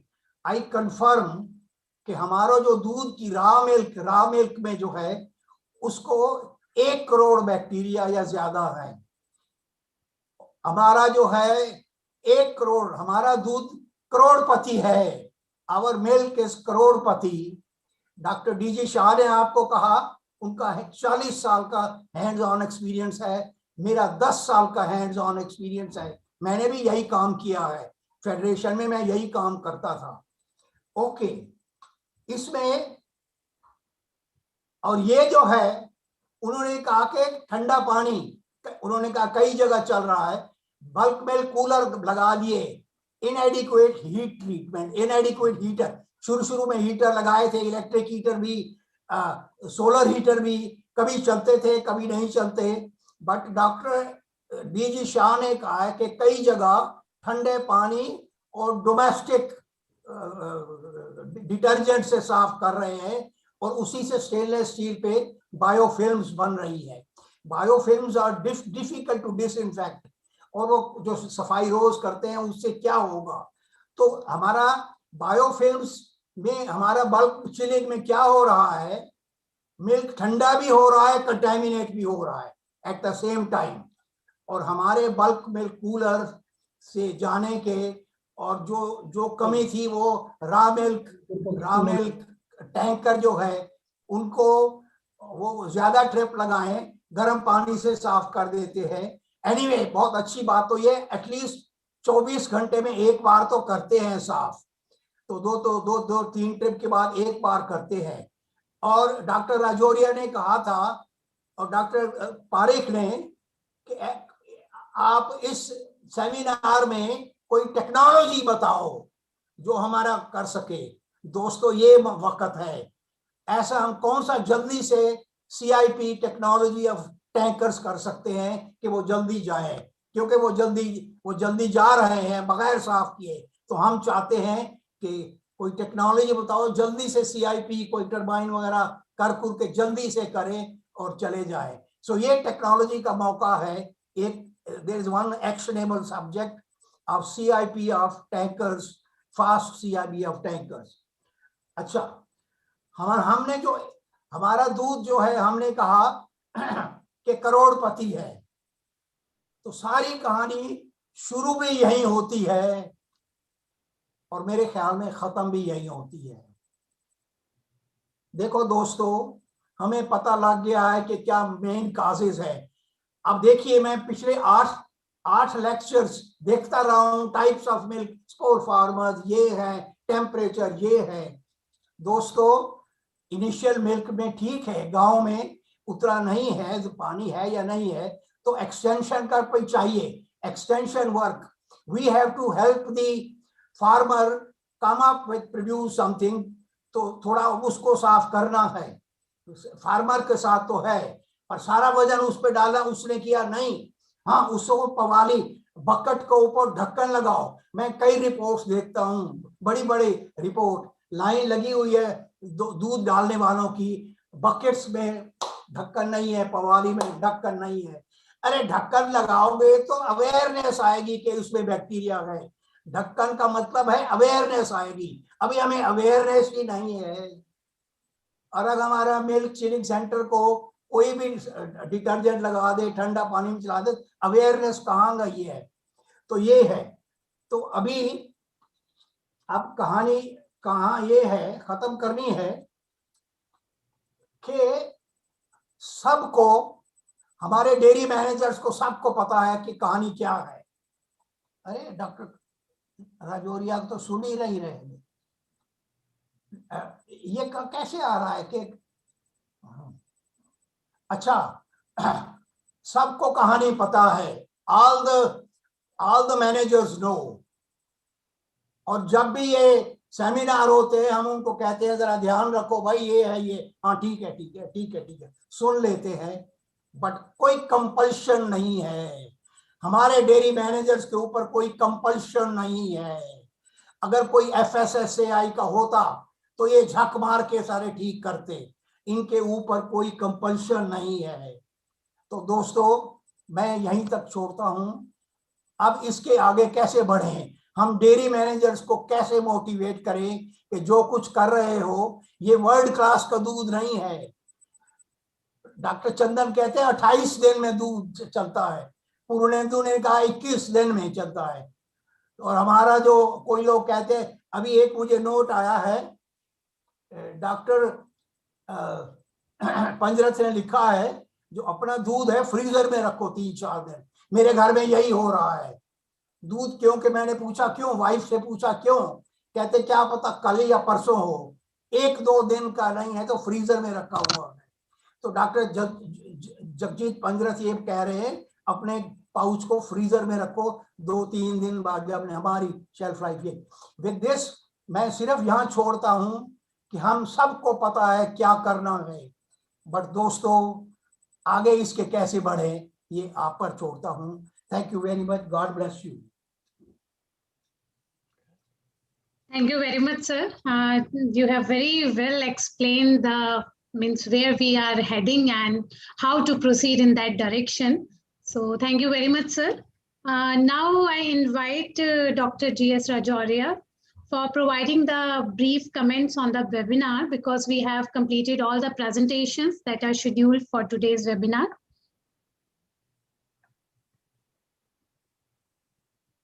Rajorhia, sir.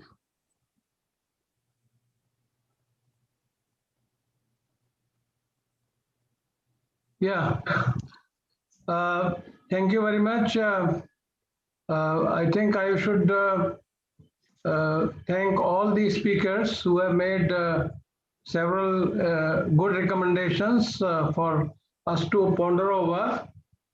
I have noted down some of the recommendations, and we will have a small group meeting to take the messages forward.